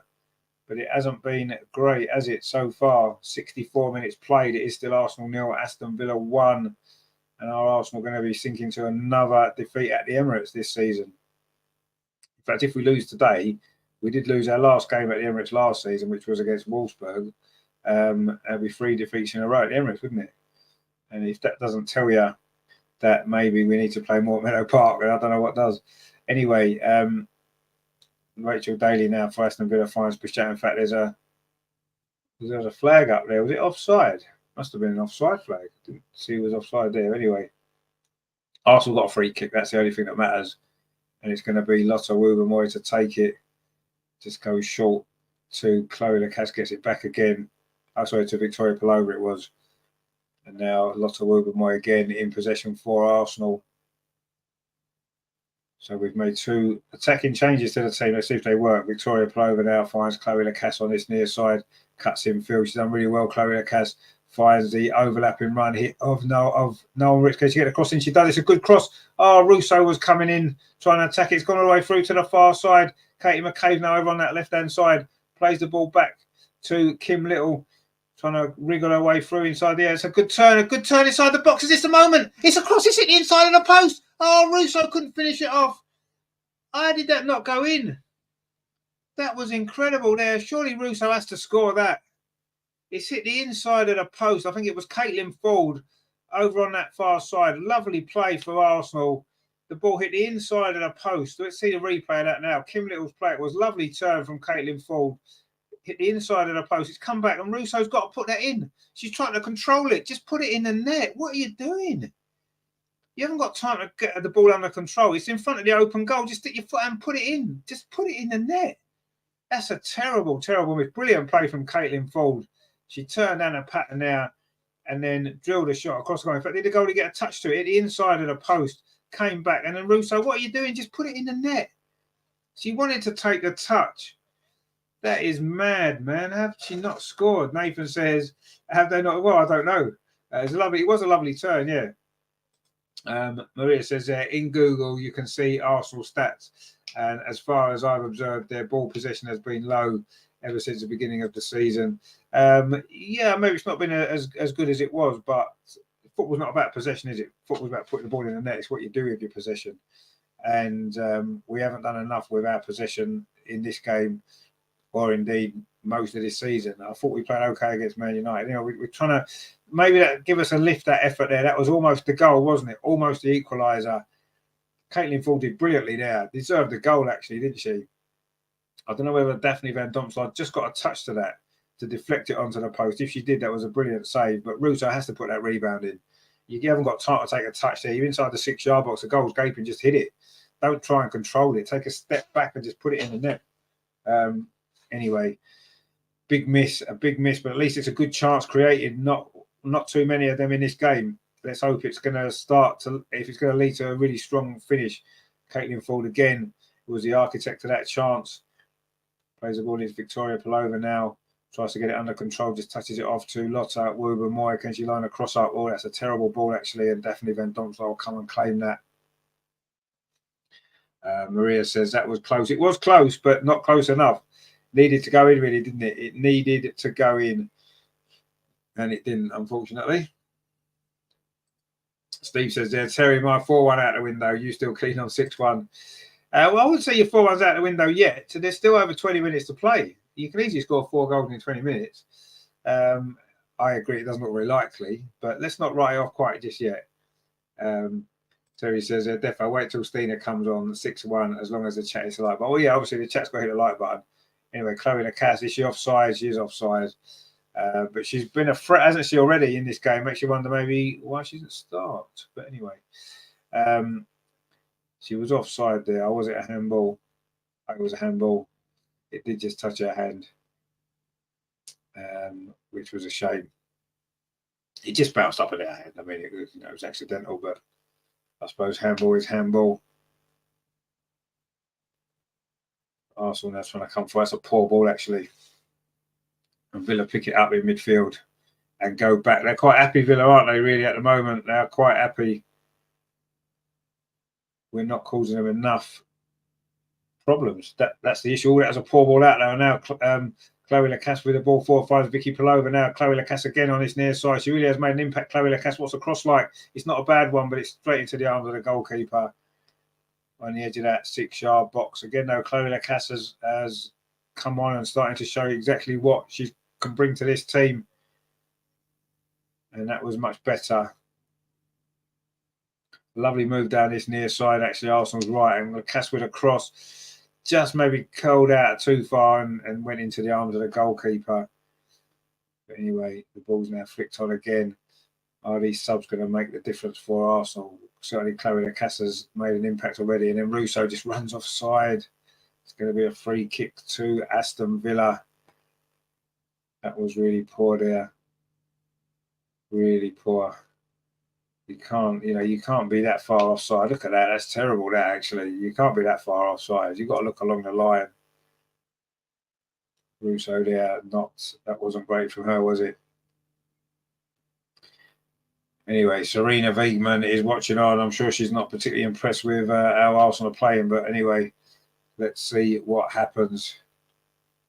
That's another poor ball forward, though, isn't it?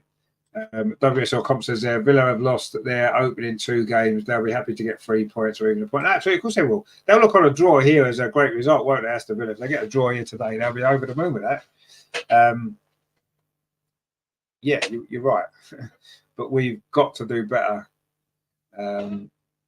Rendition says there, the sun is starting to set on our title hopes along with it. Yeah, you're probably right.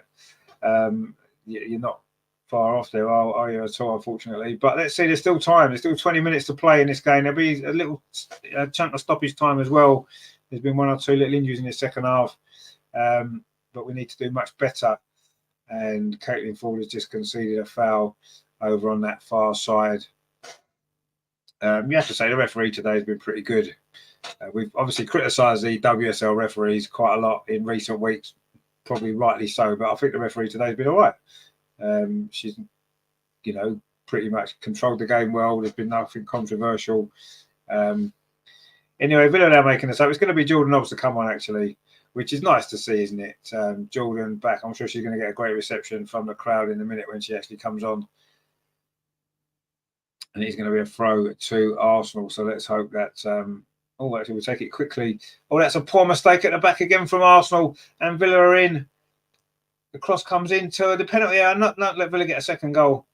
We haven't actually managed to deal with this particularly well. It's on the edge of the box. The ball's back inside. The shot comes in. It's blocked. Good block again from Lotta Woobermoy. But Villa are still in possession, and now they've won a corner.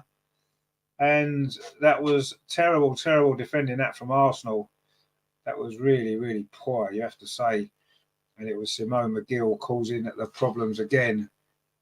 Convict says that Arsenal needs a change of manager if they need to go forward. Great players, but an inept coach. Well, we'll see.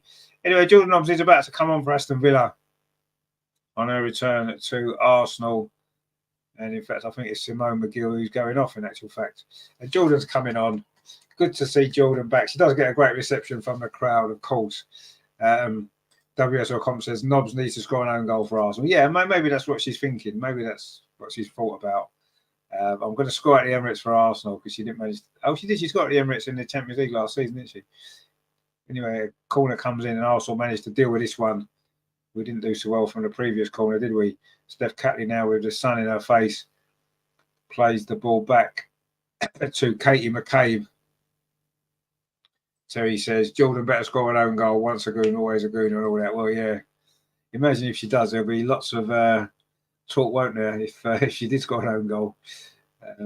I wouldn't want that on her, actually, because I don't think that would be nice, would it?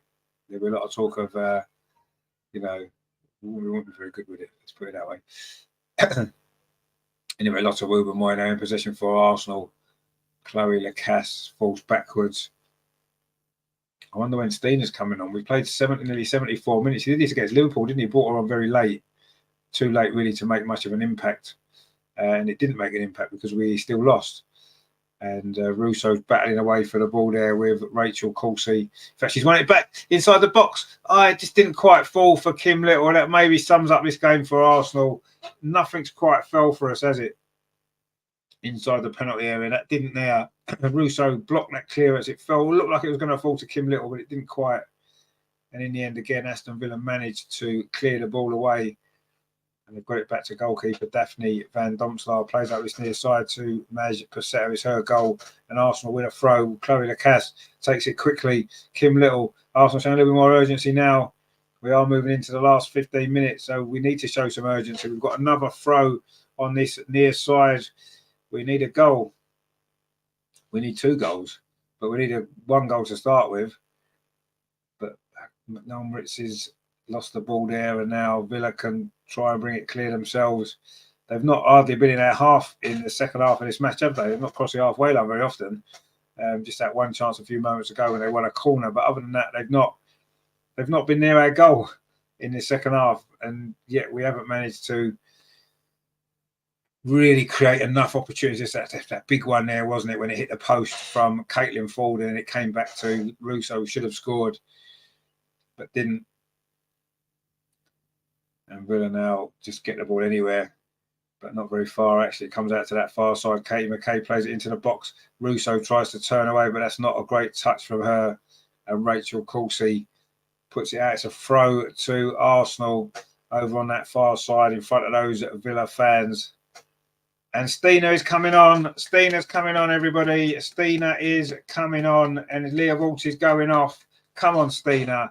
You are going to be the game changer. And it's Leah Walsh going off. So, again, another change there. Taking off a more defensive player for a forward.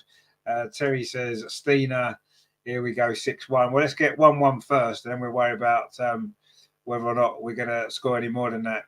Is Stina going to be the game changer? We're in possession over on that far side. Caitlin Ford plays it back to Russo. Seems to have dropped into a slightly wider position. Caitlin Ford again trying to get the ball, but it's run out for a throw to Arsenal, which Caitlin Ford is going to take. 76 minutes on the clock. Time is running out for Arsenal. We need something a little bit special now. It's going to take a big finish. Kim Little now plays the ball square to Lotta Woobermoy. Lotta Woobermoy plays it back square again to Steph Catley, gets it back to Kate McCabe, gets it back again. Lotta now plays out this near side. Arsenal coming forward now with Chloe Lacasse. Plays it back again. Can Arsenal get that ball in? Get the ball into the box. Playing it square again. Steph Catley plays it forward to Kim Little. Kim Little's done really well, actually. And then she shifts the ball out to this near side to Chloe Lacasse again, who's had a lot of the ball, hasn't she, since she's come on. And let's hope that she can have this big impact that we need, really. But not on that occasion. It is a throw, though, to Arsenal on the near side. Noel Moritz plays it in. Vicky Palova now on the edge of the box. Plays it square. It's opened up a little bit here for Arsenal. Katie McCabe over on that far side. She dinks the ball into the 6-yard box. It's headed out by Villa again. The shot comes in. It's blocked. The shot comes in again. It's blocked again. Oh, incredible. How have we not managed to score? Katie McCabe there with the effort. We're still coming forward now. Noel Moritz's cross is blocked. And it's going to be a corner. And Jonas is getting the crowd up now. It was Jordan Nobbs who blocked that cross. Terry says, I don't believe this. No, it's incredible, really, now. Again, it was Katie McCabe there. Lovely little dink cross. The header comes in. It was the shot coming from Katie McCabe. It was blocked. It came back to Katie McCabe. It was blocked again. Incredible defending from Villa, you have to say. But we've now got a corner on this near side, which Steph Catley is going to take. Are we going to get the goal from here? The cross comes in towards the near post. Not a great corner. It's headed out. Not very far, though. And she's going to get it back. Steph Catley on this near side. Cuts in field. Can she get the cross in with her left foot? She does. It's a decent ball. Again, it's a Villa head. Comes to the far post. A shot comes in. It's blocked again. Still Arsenal in attack. Katie McCabe now dinks across back into the box again. Steph Catley's header. It's gone wide. You can't say Arsenal aren't trying in this game. We really are. We're throwing everything at it now. And suddenly the chances are coming. But not into that goal. That was a lovely cross there, actually, from Katie McCabe. Steph made a run into the box, and that header from about 12 yards just went wide of that post. You couldn't quite direct it into the corner enough. But it was a good effort. And there's 11 minutes to play, 11 minutes of normal time. And now the Aston Villa goalkeeper has got an injury. She's getting some treatment inside the 6-yard box. Daphne Van Domselaar, is it a foot injury or ankle injury potentially? Terry says all those chances and their keeper hasn't had one save yet. Well, yeah. Steve says I want £1 for it's blocked again. Yeah, I mean, it seems to be what's happening at the minute. You have to say, though, this is good Villa defending. That's what you've got to say. You know, they've just thrown their bodies on the line and they've done everything they can possibly do to try and preserve this lead. Have we been quite clinical enough? No, we haven't. But anyway, let's see. There is still, well, there's just over 10 minutes of normal time, but there's going to be quite a chunk of stoppage time, you imagine, because there has been quite a lot of stoppages in the second half. Anyway, Stina is on. Is she going to get the goal? I certainly wouldn't be surprised if she does. But let's see. It is a goal kick now to Aston Villa. Daphne is okay. She takes this goal kick with it's an Arsenal head. Kim Little it was. And Russo in possession over on that far side. She's done well, Alessia Russo. She's going to get the ball again. And we haven't really got too many bodies in the box. Russo's going on her own. She's forced wide. Plays it back across the penalty area to Noel Moritz. Plays it back. Gets it back again.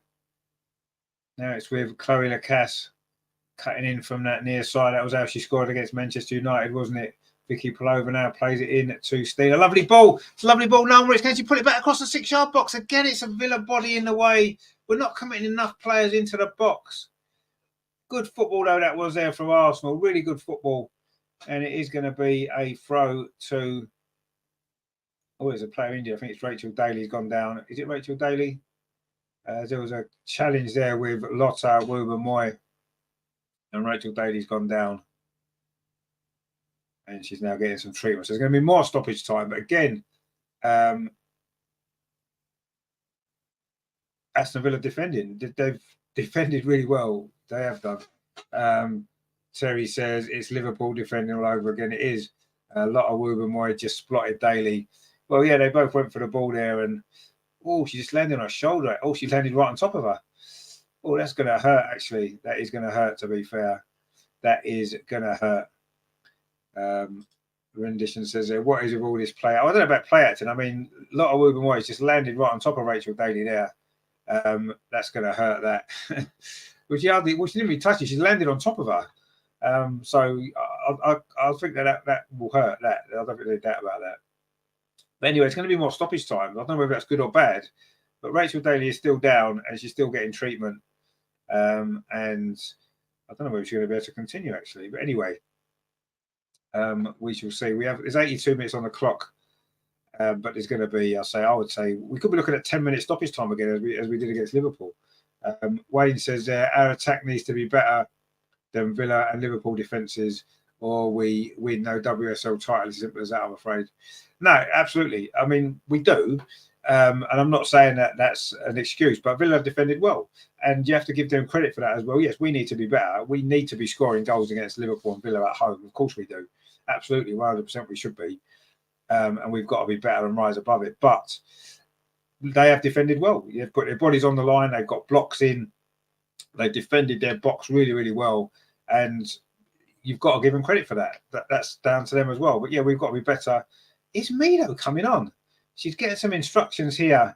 I think Mido is going to be coming on for these last 5 minutes. Well, say there's going to be, I would say that there could still be nearly 15, 16, 17 minutes to play when you think of the stoppage time. Rendition says Daly holding her throat did like a choker. No, but she kind of landed on her, didn't she? So I think her leg did go across her throat. Anyway, looks like Beth Mead will be coming on very, very shortly. Wow. I'm sure Serena in a crowd there is going to be pleased to see Beth back on the pitch. Will she pick her for that next England squad? We've certainly missed her, haven't we, for England and for Arsenal. But she may well be back very, very shortly. We may be seeing the return of the Mead. But that's a poor ball, actually, over on that far side. But Arsenal do manage to win it back. But we shall see. We've got Yarlibs there. Coach has to go. Well, I think Arteta's been given plenty of opportunities. I don't see why we can't do the same with Jonas, and can we really? Especially as he's actually won a trophy. Anyway, Rachel Daly's back on now following that little injury. But we are coming forward now. Steph Catley over on that far side finds Katie McCabe across into the box again. Steena's there, couldn't quite get it. It comes to Noel Moritz. Plays it back into that far post. His body's lining up, but that's not a great header from, was it Russo? No, it was Steena, sorry, but that's gone straight into the arms of Daphne Van Domselaar. She's in no hurry to take this ball now. She's got it in her arms and she's not going to get rid of it anytime soon. And I think the substitution is going to happen in a minute. Something needs to happen here because this has not been a great Arsenal performance in that final third. We've dominated the play, but Terry says our final ball just hasn't been there today. No, it hasn't. Absolutely not. And I say you have to give Villa credit for that as well, for their defending. I thought they defended really, really well. You know, that's a long ball forward, not a great ball though. It was a hit and hope really from Lotta, and Villa have cleared that up as they've done most of the afternoon. And Villa now trying to get a little bit of possession, which they haven't managed to do. But Caitlin Ford steps in. Pichetta's gone down for Villa. And surely that's a free kick to Arsenal. It is.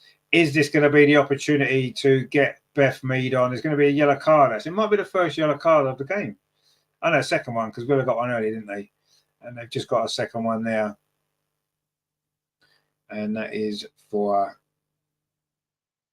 Lucy Parker.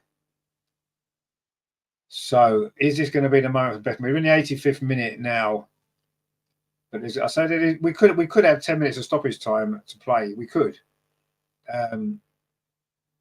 But anyway, Maz Pichette has gone down as well, the goal scorer. So she may well have to leave the pitch as well. And Arsenal got a free kick. Pichette goes off, but no one's clapping her. What we're clapping is the return of the Mead. Meado is back. She's coming on. Beth Mead.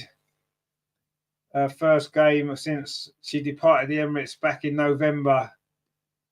Is she going to be the one who's going to salvage something here for Arsenal? What a moment this is for the Emirates crowd. But Villa are making the change first. It is Olivia McLaughlin's coming on, a defender. They're bringing on Emily Salmon as well. They're going to have to defend this free kick. But, of course, the big news is that anyone only cares about, as Terry says there, Meadow is coming on. Beth Mead for these final moments of this game. And Caitlin Ford thought she was going off, but actually it's number 19 for Aston Villa, Laura Blinkhill, who's going off. So Caitlin Ford ran all the way over to come off, and she's not going off. I don't know who's going to come off, actually. Oh, it's Noel Moritz. Noel Moritz is coming off, and Beth Mead is back on the pitch. It's a great moment. Let's hope that it can be a moment that we'll remember, not only for the fact she's come back on, but for the fact that we don't end up losing this game. And she's maybe the difference. Terry says, Richard, can you ask Andreas to knit Jonas's coat? He just took it off. It's on his chair. I'll see if I can get you one, mate. Don't worry. Villa have made their other substitution. Blinkhill's gone off, and Emily Salmon has come on for them. But the big news, I say, Mead is on. Is she going to score with her first touch? How good would that be? Anyway, it's a free kick to Arsenal. So we've got an opportunity here. Steph Catley is going to take this. It's over on that far side, midway inside the Aston Villa half. The ball comes in to the penalty area. Header comes up. Again, it's a Villa body that it falls to. Maybe Arsenal's movement inside the penalty area, attacking that ball hasn't always been the best as well. But another opportunity there. We've got the ball in the box. Are we going to see something special from Beth Mead, or indeed anybody now in these final few minutes of this game? Is it going to be a dramatic finish? Another cross comes in. Again, it's a Villa head there.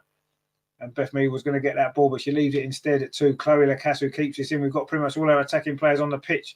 Chloe Lacasse it is. Is she going to have another big moment? A cross comes in. A volley at the far post. Oh, it wasn't quite got hold of. Arsenal still in possession with Russo. Fires it across the box. Hits a Villa defender again. And again, Arsenal trying so hard to create something here. It's just not quite working, is it, today? It just hasn't quite come off. Let's see. We've got 90 seconds of normal time, but I'm expecting a good 10 minutes of stoppages, 8 to 10 minutes. So there is still time. There is still time. Steph Catley with the ball into the box there. Again, it's an Arsenal player. Gets on the end of it. Oh, Chloe Lacasse. That wasn't... sorry, that was Victoria Plover. Now it's Chloe Lacasse on this near side. Cuts in field. Is she going to try a shot? She does try a shot. Again, it's blocked. It comes back to her again. Chloe Lacasse keeps possession. Kim Little. It's relentless Arsenal pressure now, but time is running out. Now it's Katie McCabe on that far side. Lines are cross up. And the stream has just froze on me. What is going on? Anyway, we managed to get the ball out again to Katie McCabe on that far side. The cross comes in. It's deflected. It's a corner to Arsenal into the last minute of the 90. Let's see what the stoppage time is. However long it is, it's going to be a massive, massive few minutes for Arsenal, isn't it? In this game, in this season, the corner's over on that far side. I think Vicky Palova's run across to take it. Let's see what the delivery is like. It comes into the near post. Russo tried to flick it on. It comes out to Katie McCabe over on that far side. Katie McCabe cuts in field. That's a decent cross towards the far post. It's headed back in by Stina. Aston Villa heads there again. And then Rachel Corsi puts it behind. It's another corner to Arsenal. The pressure is relentless. But is it going to lead to a goal? It was Staniforth there that put that one behind. A decent cross again from Katie McCabe. It was Stina Blackstone who's headed it back into the 6-yard box. But again, it's an Aston Villa head. Steph Catley's going to take this goal. 12 minutes of stoppage time. Wow, more than we thought. 12 minutes. This corner comes in. Goalkeeper manages to deal with it. Wow, 12 minutes of stoppage time. Incredible. So we've got loads and loads of time left to get a couple of goals. Cross comes in from Katie McCabe. It's a decent one. Again, it's a Villa head. An overhead kick comes in, but it's gone into the arms of the goalkeeper, Daphne Van Domselaar. Steve said someone just walked under a ladder or broke a window. Wayne says 12 minutes indeed. Maria says either we are a bit sloppy today or Aston Villa's defence are giving us hell. Well, I think it's a little bit of both, if I'm honest. I think it is a little bit of both. That was an overhead kick there, actually, which was quite spectacular, but it didn't really threaten a goal. Anyway, we're coming forward again. Russo, surely she was fouled there, referee. But actually, the referee says no. Oh, he just won the ball back in midfield. Now it's come to Caitlin Ford running at that Villa defence. It's going to be the moment it comes out to that far side. Vicky Palova plays it up to Katie McCabe on that far side. Katie McCabe to over the net. It's there. It's 1-1. Get the ball back. Come on, let's win this game. Katie McCabe again gets a goal from a tight angle. Wow, exciting stuff here. Arsenal have got level in the 92nd minute. There's still 9 minutes to play.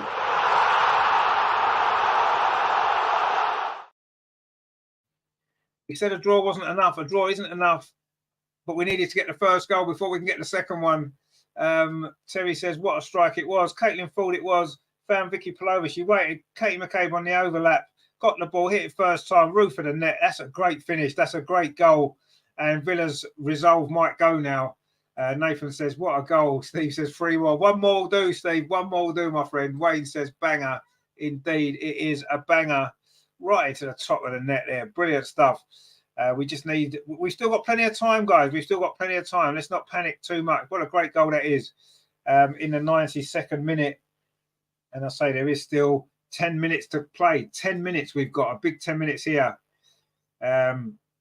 Maria says, I just don't think you understand. We've got McCabe. Indeed, we have got McCabe. Wow, what a goal. It's not enough, though. Jonas is celebrating. It's not enough. A draw is not enough in this game, everyone. It is not enough. We have to win. And we've still got 10 minutes to play. We've got a chance to do this. Is Aston Villa's resolve going to be broken? We're in behind again. Stina's in. It's going to be the moment. Put it in. Oh, she's in the post. Oh, incredible. Almost another goal for Arsenal then. Villa have gone, you have to say. Arsenal coming forward again. Stina should have scored, but it's a great move. A cross comes in. It's deflected into the arms of Daphne Van Domselaar. Rendition says they hit a post. Indeed, the post. It was. Wow, that was the moment. There's a lovely ball flicked through from Lacasse to Stina. She beat the keeper. Oh, it's hit the post. That's the second time we've hit the post today. You have to say we're unlucky. We've been unlucky as well. And that was almost a moment there. Stina did so well. Beat the keeper. All ends up. Hit the post and come out. Wow. So unlucky there. We thought Stina was going to be the match winner. And that was almost a moment. But no. There is still plenty of time. We've played 93 minutes and there's going to be 12 to play. So we've still got loads of time. It's relentless Arsenal attacks. And you do feel as though the goal's coming again. Cross comes in this time from Caitlin Ford. It's headed out. Now it's come to the edge of the box. Vicky Palova finds Chloe Lacasse on this near side. Can she line up across? She does. It hits the Aston Villa defender. But it's only fallen to Lotta. Woobermoy brings it forward for Arsenal. She's got Chloe Lacasse outside. Plays it square instead to Beth Mead. Oh, she plays it across. Russo. Oh, it's gone in. Russo scored. The turnaround's complete. 94 minutes. 2 goals in 2 minutes for Arsenal. Incredible stuff. Wow, the substitutions have made a difference. It is Russo with the goal.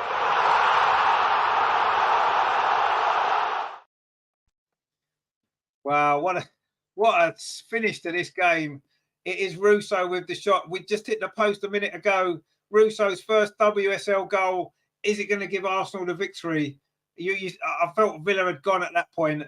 Their defence looked, after the equaliser went in, that killed them. They've defended so well, but suddenly they've gone. This was a lovely move, actually. Beth Mead was involved. It fell to Russo. The goalie should save that, actually, but it's about time a goalkeeping mistake went in our favour. Beth Mead gets an assist. She gets an assist on her first game back, but that is a goal for Russo. Her first WSL goal for Arsenal. Beth Mead it was. A lovely ball back, and Russo hits it first time. Just out on the edge of the box. Keeper maybe saw it late. She should have saved it. We don't care. Maria says, Villa, where are you now? Maria says, this is legendary. Robert says, thank you. I was so right. Mead assist, indeed it was. Mark C says there, that might have just saved the manager's job. Well, I don't know about that, but it certainly eased the pressure, hasn't it? Miss Pictor says, Russo. There's a lot of Russo comments coming in. Loki says, out of jail. Well, you say out of jail, but to me, you know, the pressure's been relentless in the last 10 minutes. And, you know, we've just been incredible, really. Anyway, we've got a corner now to defend. And the corner comes in. That one's cleared away at the near post by Victoria Palova. She had a big part to play that goal as well. And you do feel as though Arsenal is going to get more goals in this game. It's a free kick now to Aston Villa. We've played 5 of the 12 minutes. Rachel Daly's gone down again. Gregory says she's back. She is back. Beth Mead with the assist. And we were 1-0 down when she came on, and we're now 2-1 up. So make of that whatever you will. Heros says there, imagine if we had all our best players back. Have to grind out wins at the moment. Absolutely right. That's a good way of putting it. You're absolutely right. We have to grind out wins, and that's what we've done. Well, we haven't won it yet. Jack says there are 2 defenders on the pitch for 7 minutes, but that's what wins your games. You have to take risks, don't you? You have to take risks. And when the risks pay off, which they are doing at this moment in time, you've got to say, that is brilliant, isn't it? Robert says there, I used to love being a manager and winning. Well, of course, everyone loves winning. This free kick from distance goes wide from Aston Villa, and we've still got 6 minutes, 5 or 6 minutes to play. Incredible. But yeah, we've taken risks in this game. We've taken defenders off, brought attacking players on, and it's paid off, you have to say. And it's paid off in great style as well. Arsenal scoring twice in stoppage time. Just incredible, incredible stuff. Adriana Leon's come on for Aston Villa now. They're losing. They want to try and get more attacking players on. And they brought Lehman on as well for Malin and Turner. So they've taken 2 defenders off and brought 2 attackers on as well. Villa heading for a 3rd defeat in a row. Anyway, that goal kick there from Manu Zinsberger. Villa now trying to actually come out and attack now. They're losing. But Kim Little wins the ball back. Does really well there, Kim Little. But she's maybe pushed off the ball a little bit there. But Arsenal again have won the ball back in midfield with Vicky Palova. Vicky Palova done really well. She's made a big difference and she's come on. The substitutions today have been the difference in this game. There's absolutely no doubt. But anyway, Villa now are still coming forward. They still feel they're in this game. And Leon comes forward there, but she was run off it there. And now Arsenal can come forward again with Beth Mead. Beth Mead plays that ball forward to Stina Blackstenius on this near side. This could well be a pivotal game in the season. You have to say these moments here in stoppage time could be the most pivotal of the season. And if we do win this game, that will prove to be so important. We've got 4 minutes of stoppage time to play. The ball's played out to the far side to Katie McCabe, her equaliser. What it was, that cross comes in. It's a deep one, but it's going to go straight into the arms of Daphne van Domselaar. And it was Katie McCabe's goal in the 92nd minute that has enabled this turnaround to be completed. And to be fair, you have to say we've deserved to win this game. You can't really deny that with the possession that we've had and certainly the chances that we've had. We've hit the post twice. Anyway, it's a free kick to Aston Villa as we in the 99th minute. Katie McCabe it was, gave away that free kick. And Katie McCabe's been given player of the match actually. Do I agree with that? I'm not sure. She's had a decent game, great goal. Robert says there, Beth is back with a bang. She is indeed. It wasn't her goal, but it was a Russo's goal. That's just as good, isn't it? But Beth with the assist. But Villa have now got a free kick. They certainly haven't given this up yet. We're in the 100th minute of this game. There's going to be at least 2 more of stoppages to come. Arsenal deal with that free kick this time. And now we can maybe come forward with Stina on the counter-attack. That's a long ball over the top there. It's a decent ball, actually. Looking for the run of Vicky Palova. She's going to get there, not quite. And the ball goes back to Daphne van Domselaar. Villa now suddenly looking to come forward for the first time in the second half. Wayne says McKay player of the match. Yeah, she's just been given player of the match. It's a tough one today, actually, isn't it? She played well, Katie McCabe. She got obviously the important goal. So yeah, we can't really deny her that award, I suppose. Really, there's been a few candidates maybe for it today. The substitutes have made a big difference, but Villa are still coming forward, and Villa still will fancy their chances. But we've just won the ball back again, and now we can come forward. The ball is over on that far side with Stina Blackstenius. There's players over here. There's loads of players over here. Chloe Lacasse is now in possession. Beth Mead's just inside her. Lotta Wilbermoy now plays the ball into Beth Mead. She touches it off, looking for Chloe Lacasse. She won't get there. In fact, she's committed a foul. We are now into the last 90 seconds of stoppage time. Arsenal are very, very close to what would be an amazing 3 points. Jar says, yeah, better coach will win this game 3. It doesn't matter. You still get 3 points, whether you win it 3-0 or whether you win it 2-1. You still get 3 points. It doesn't matter, does it? It's the results that matter. And the fact we haven't won. Now, if we do win this game in the manner that we've won it, it might be the thing that kickstarts our season. It's what we've needed. We've got Bristol City next week, who we're going to be favourites to beat. And maybe we can start a run. Anyway, we're still trying to get a 3rd goal here. Steve says their manager knew what he was doing. Of course he knew what he was doing. We never doubted him, did we? Some people did. I never doubted him much.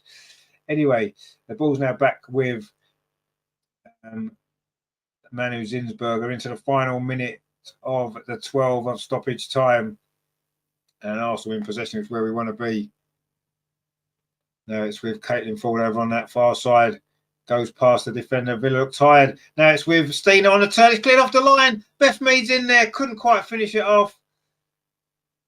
And it's gone out for a throw. Was that Russo in there? Anyway, the goalkeeper, mate, or was it blocked by the defender? It was almost 3-1. Wayne says there, BBC gave it to McCabe. I don't personally think so, though.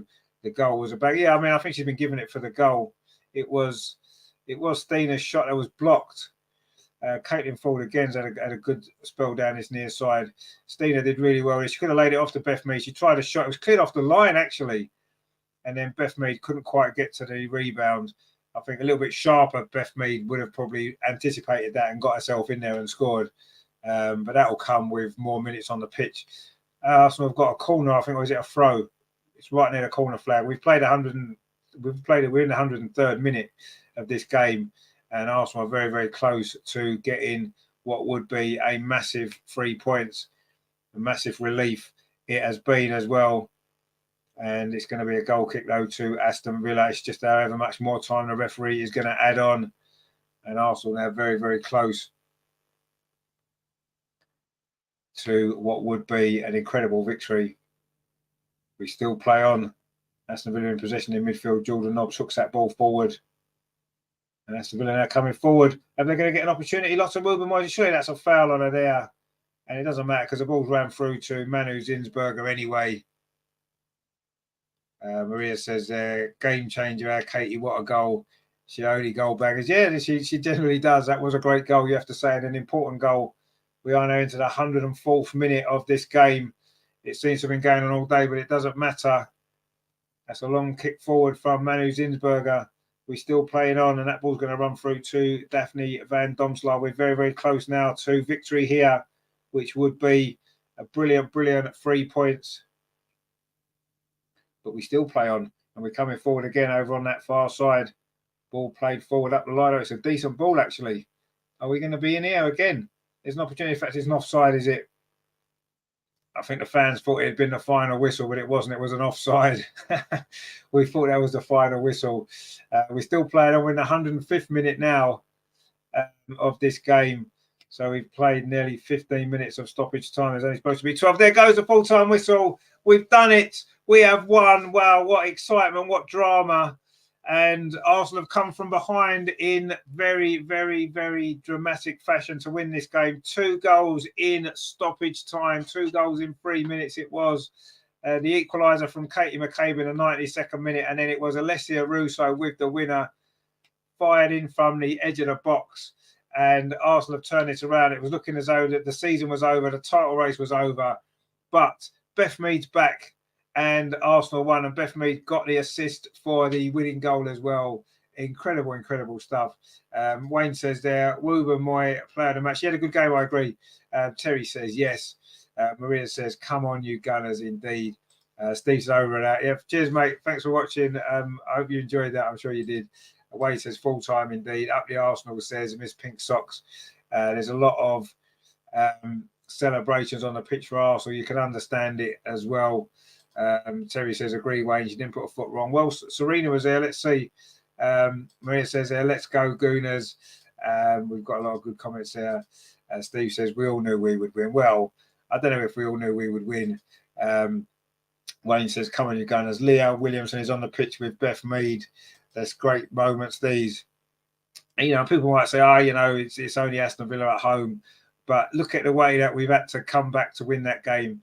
Beth Mead is so emotional, it's not surprising. She's finally got back on the pitch, and she has finally helped Arsenal to win. We were 1-0 down when she came on, so she's made a difference. And the goals were Katie McCabe and Alessia Russo, her first WSL goal. And Arsenal have turned this around. And you have to say, the one thing that you can't criticise this team for is the way that they never give in. We saw it last season. We've seen it again today. We saw it last week at Man U, a late goal in stoppage time to get a draw. 2 late goals today to get a win. This team's got something about them, and it wasn't always pretty. It was a difficult game. There were some tough moments in that game, but we came through with the 3 points. Fantu says they're Gunners indeed. Terry says, great win, but we certainly made hard work of it. Great defending by Villa. It was great defending by Villa, but you've got to find a way to break them down, and we did. And that was great stuff. Maria says, next Viv, then we'll be on a winning streak. I think we'll be on a winning streak anyway now. Steve says, only took 4 minutes to win. It did, but unfortunately the 94 before that were quite stressful. Maria says, I'm happy, amazed and proud of Katie's performance. It was a great goal. It was a fantastic goal. Terry says, another massive positive. Super Jen got a well-deserved rest. She did indeed. Robert says, congratulations to Aston Villa. They played superb. Best I've ever seen them. Yeah, they did play well. They defended well. But we have found a way, and Beth Mead is getting all the congratulations there. I think everyone's just pleased to see her back. But yeah, it was what a finish. What a finish to the game. Vicky Pullover, it was, created the first goal for Katie McCabe, drilled it into the top corner. And then let's show it again, actually. It was Caitlin Ford, found Vicky Pullover, then look at Kate McCabe on the overlap and just did it first time. Crossed the goalkeeper into the top corner. There's no stopping that. No goalkeeper in the world saves that. That is just a brilliant finish. And I think you could see Villa just went down after that. Their heads went, and it was just a matter then. There was plenty of time left in stoppage time, and would we be able to get the second goal? And of course we did. And Donny says, if we get the legend Vivian Miedemar back, we'll win the league. Well, we will get her back at some stage soon. The fact that Beth's back means that she won't be far off, will she? Wayne says, McCabe goal was like Saka against Leeds away last season. Yeah, it was. You're right. Actually, it was a very similar type of goal, wasn't it? Drilled across the keeper to the top corner, just the other side of the pitch, wasn't it? He was on the right-hand side. My Katie left and Beth coming from right, game over indeed. They're just showing the Russo goal there. A little bit fortunate, maybe their goalie perhaps should have saved it, but it doesn't matter. We'll take that all day long. She'll be disappointed in Van Domselaar that she didn't keep it out, but we don't care. And Beth made it brilliant. She drew two defenders in, played the ball into the space behind, and then Russo finished with her right foot under the keeper and into the net. And actually, Russo is here now. So should we listen to what Russo's got to say? Shall we see if I can get the volume up on my telly?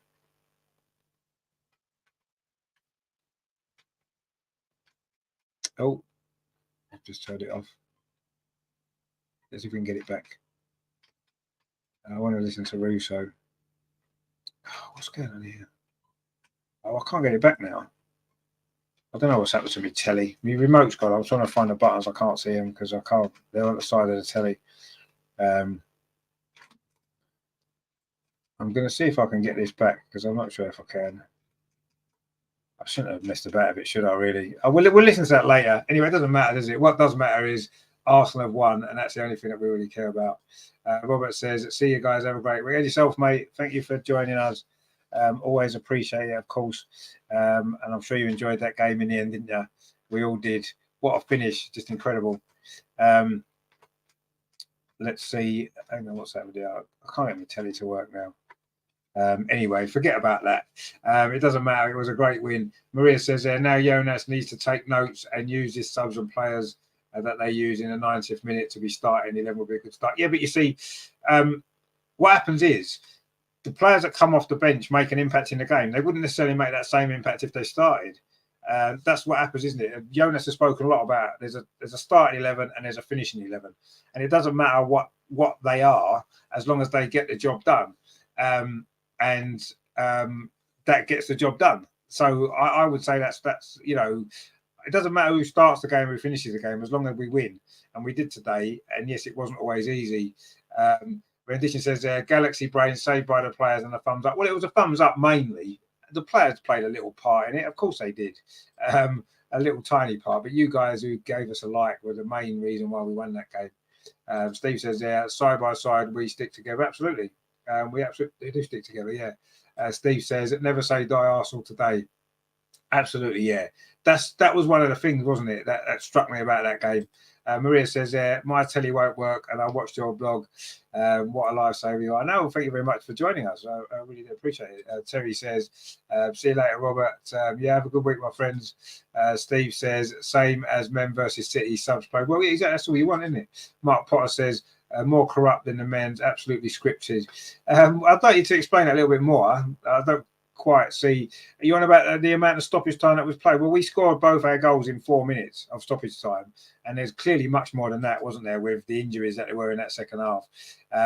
So I'm not too sure how it was scripted, but anyway. Maria says, "Thank you. See you later." Yeah, see you later. Thank you for tuning in. Don't forget to join us next week as well. I'm not sure what you mean about it being corrupt, Mark. I mean, I'm not quite sure what was corrupt about it exactly. That game would have had 5 minutes of stoppage time as a minimum. Any game does, and we scored both our goals in 4 minutes. So it wasn't because there was 12 minutes of stoppage time that we won that game, was it? Anyway, Terry says, "Well done to everyone in the chat that hit the like button. You left it late, but it proved it was." Exactly, yeah. It doesn't matter how early in the game that you do it. It doesn't matter how early in the game you score a goal, does it? As long as we get the right result in the end, and we've managed to do it today. And you've all played a big part in that as well.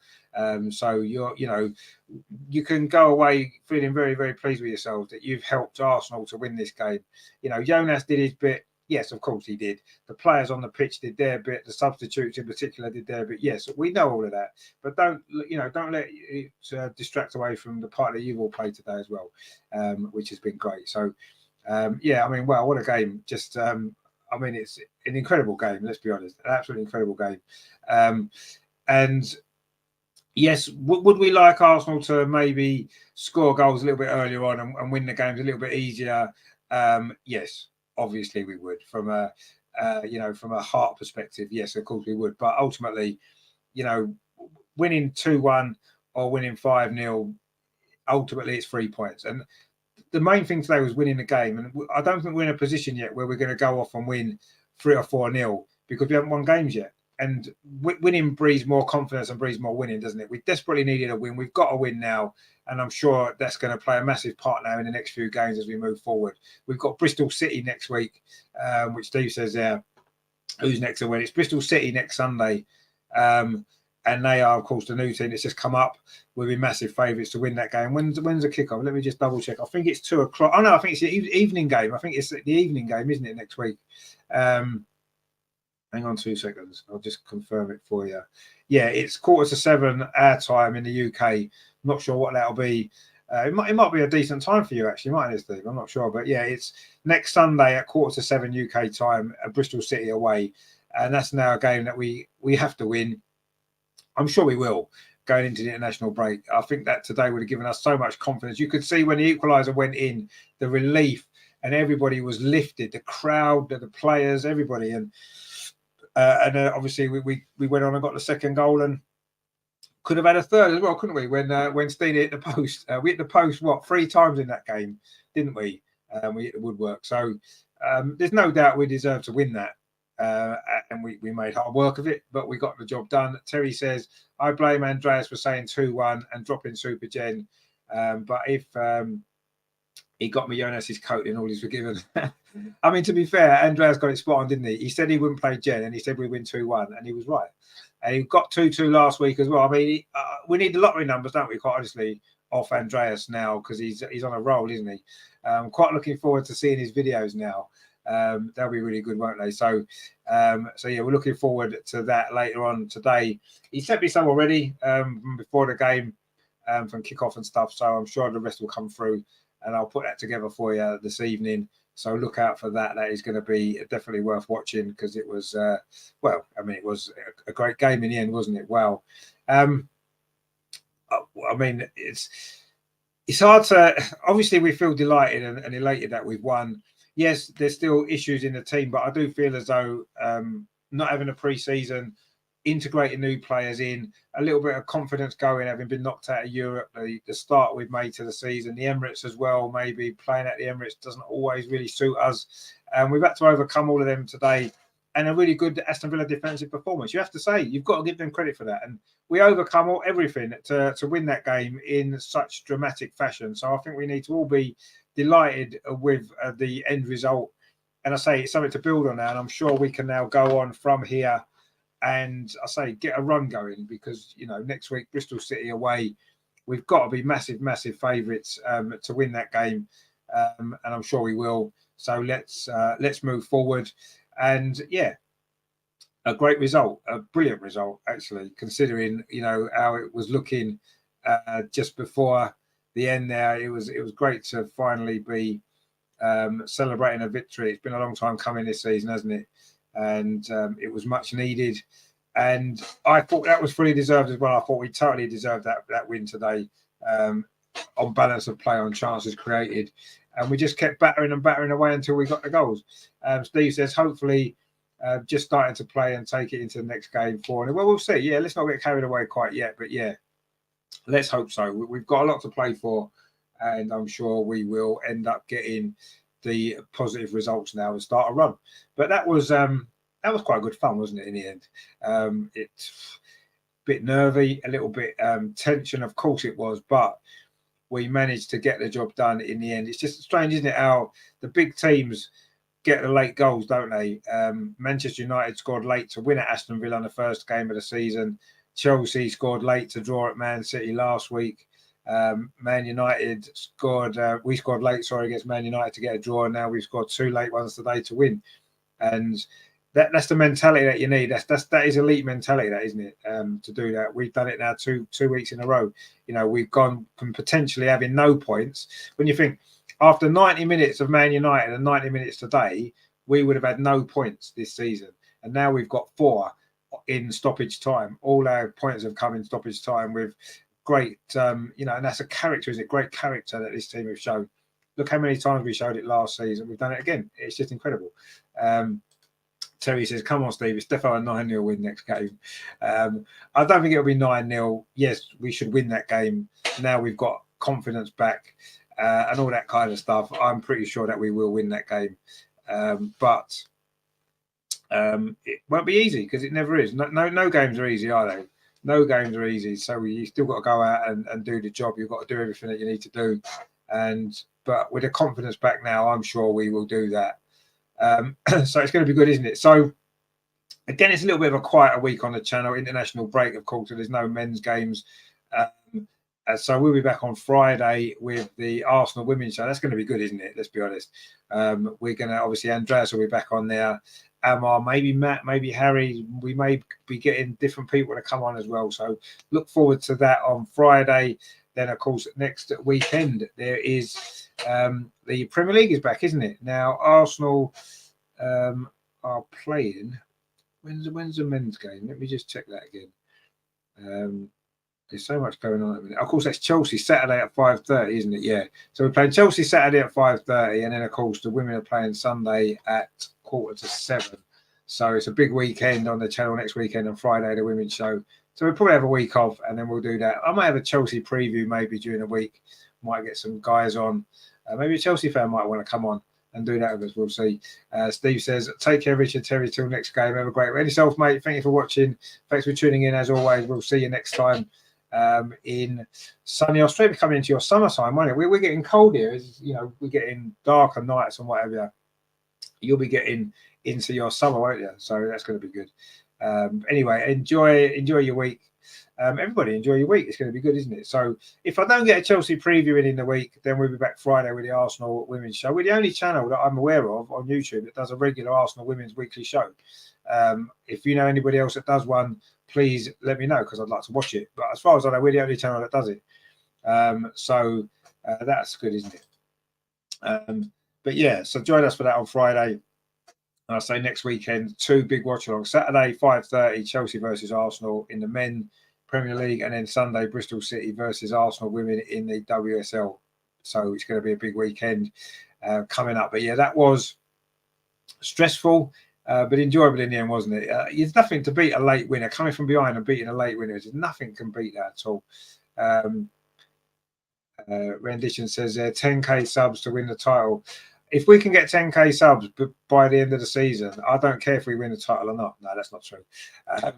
The subs on the channel, that's a bonus, isn't it? I mean, I appreciate every single person that watches the show, everyone who subscribed so far. I appreciate every single one of you. And if we can get more subscribers involved, of course, that's what it's about, isn't it? Trying to grow the channel.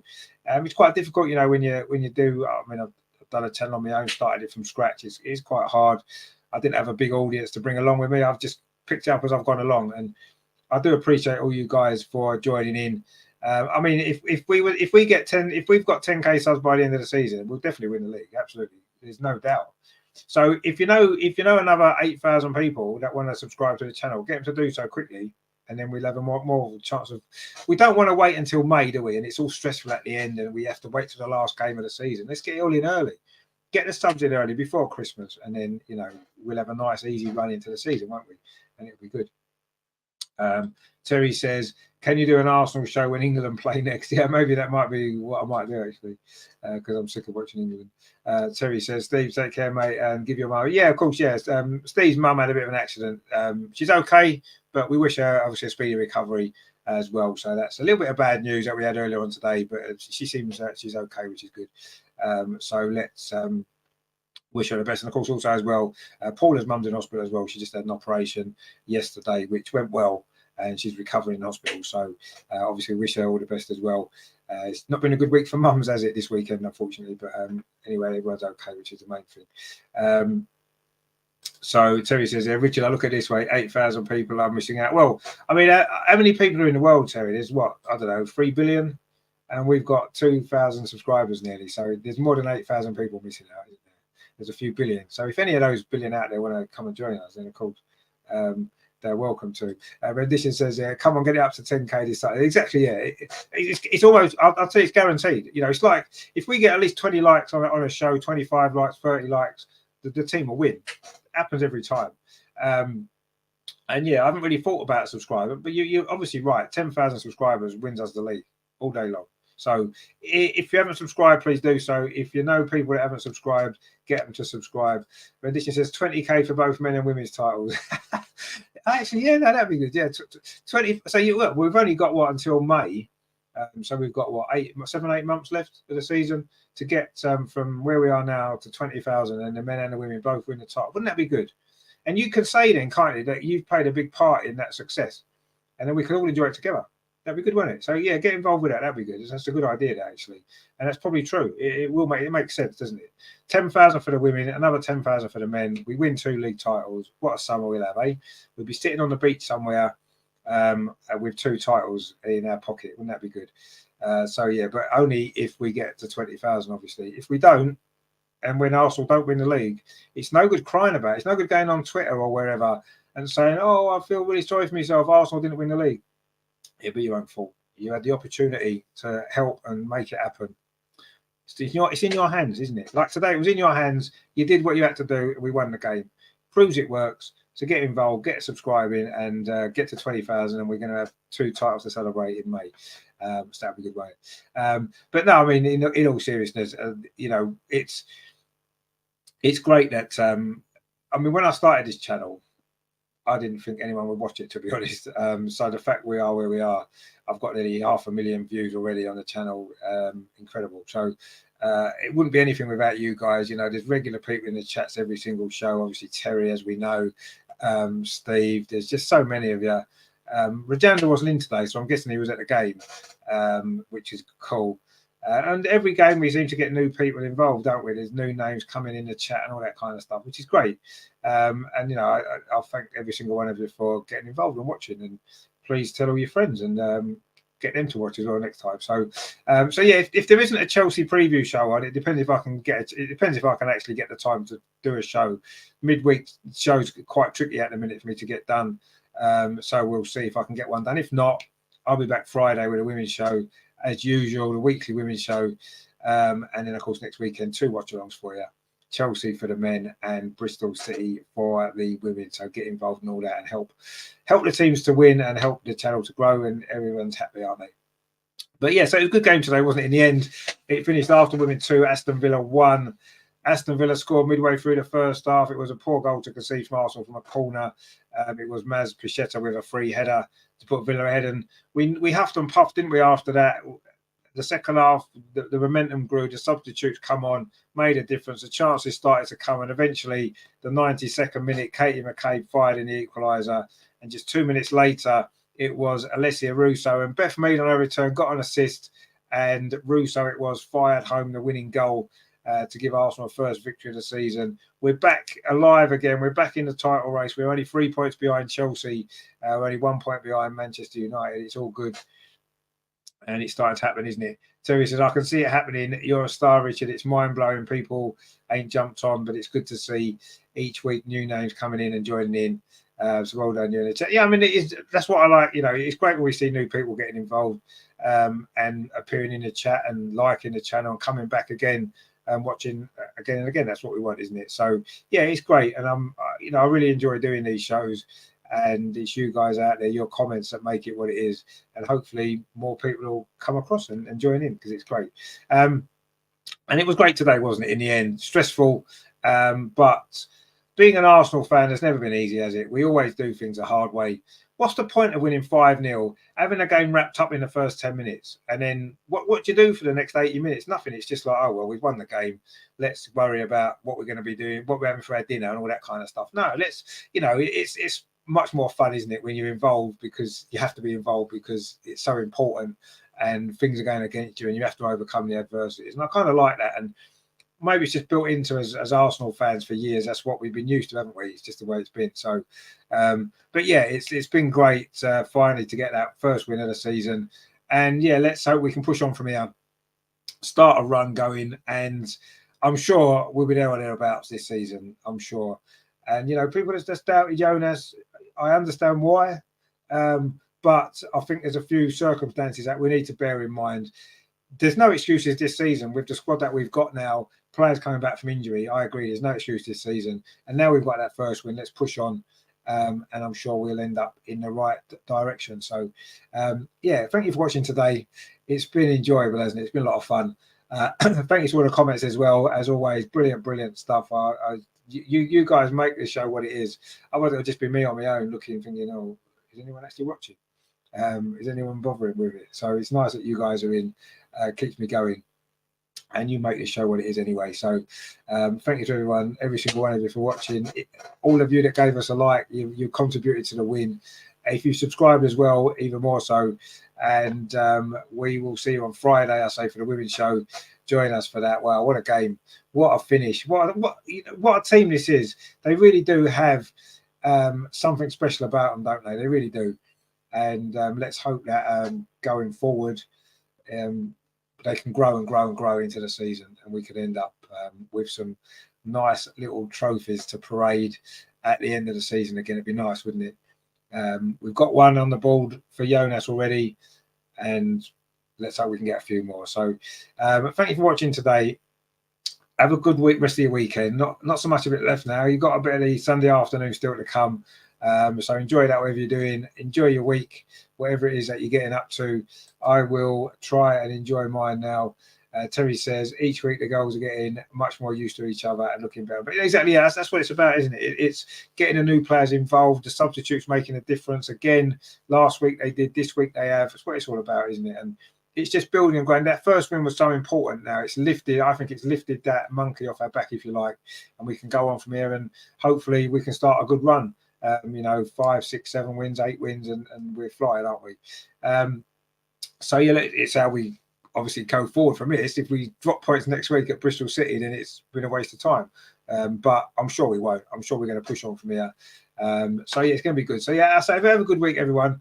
Thank you for watching. And what a finish to that game. 92nd minute, Katie McCabe's equaliser. 94th minute, Alessia Russo's winner. Wow, incredible stuff. And the big news: Beth Mead came off the bench and got an assist. We all know that Beth Mead is a quality football player, so of course we're really looking forward to having her back on the pitch again.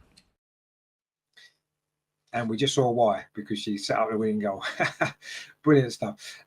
So yeah, thank you all, you guys, for watching. Have a good week. I will see you on Friday, if not before. We can enjoy ourselves, can't we? Arsenal women 2, Aston Villa 1. What a dramatic game. What a dramatic afternoon it's been.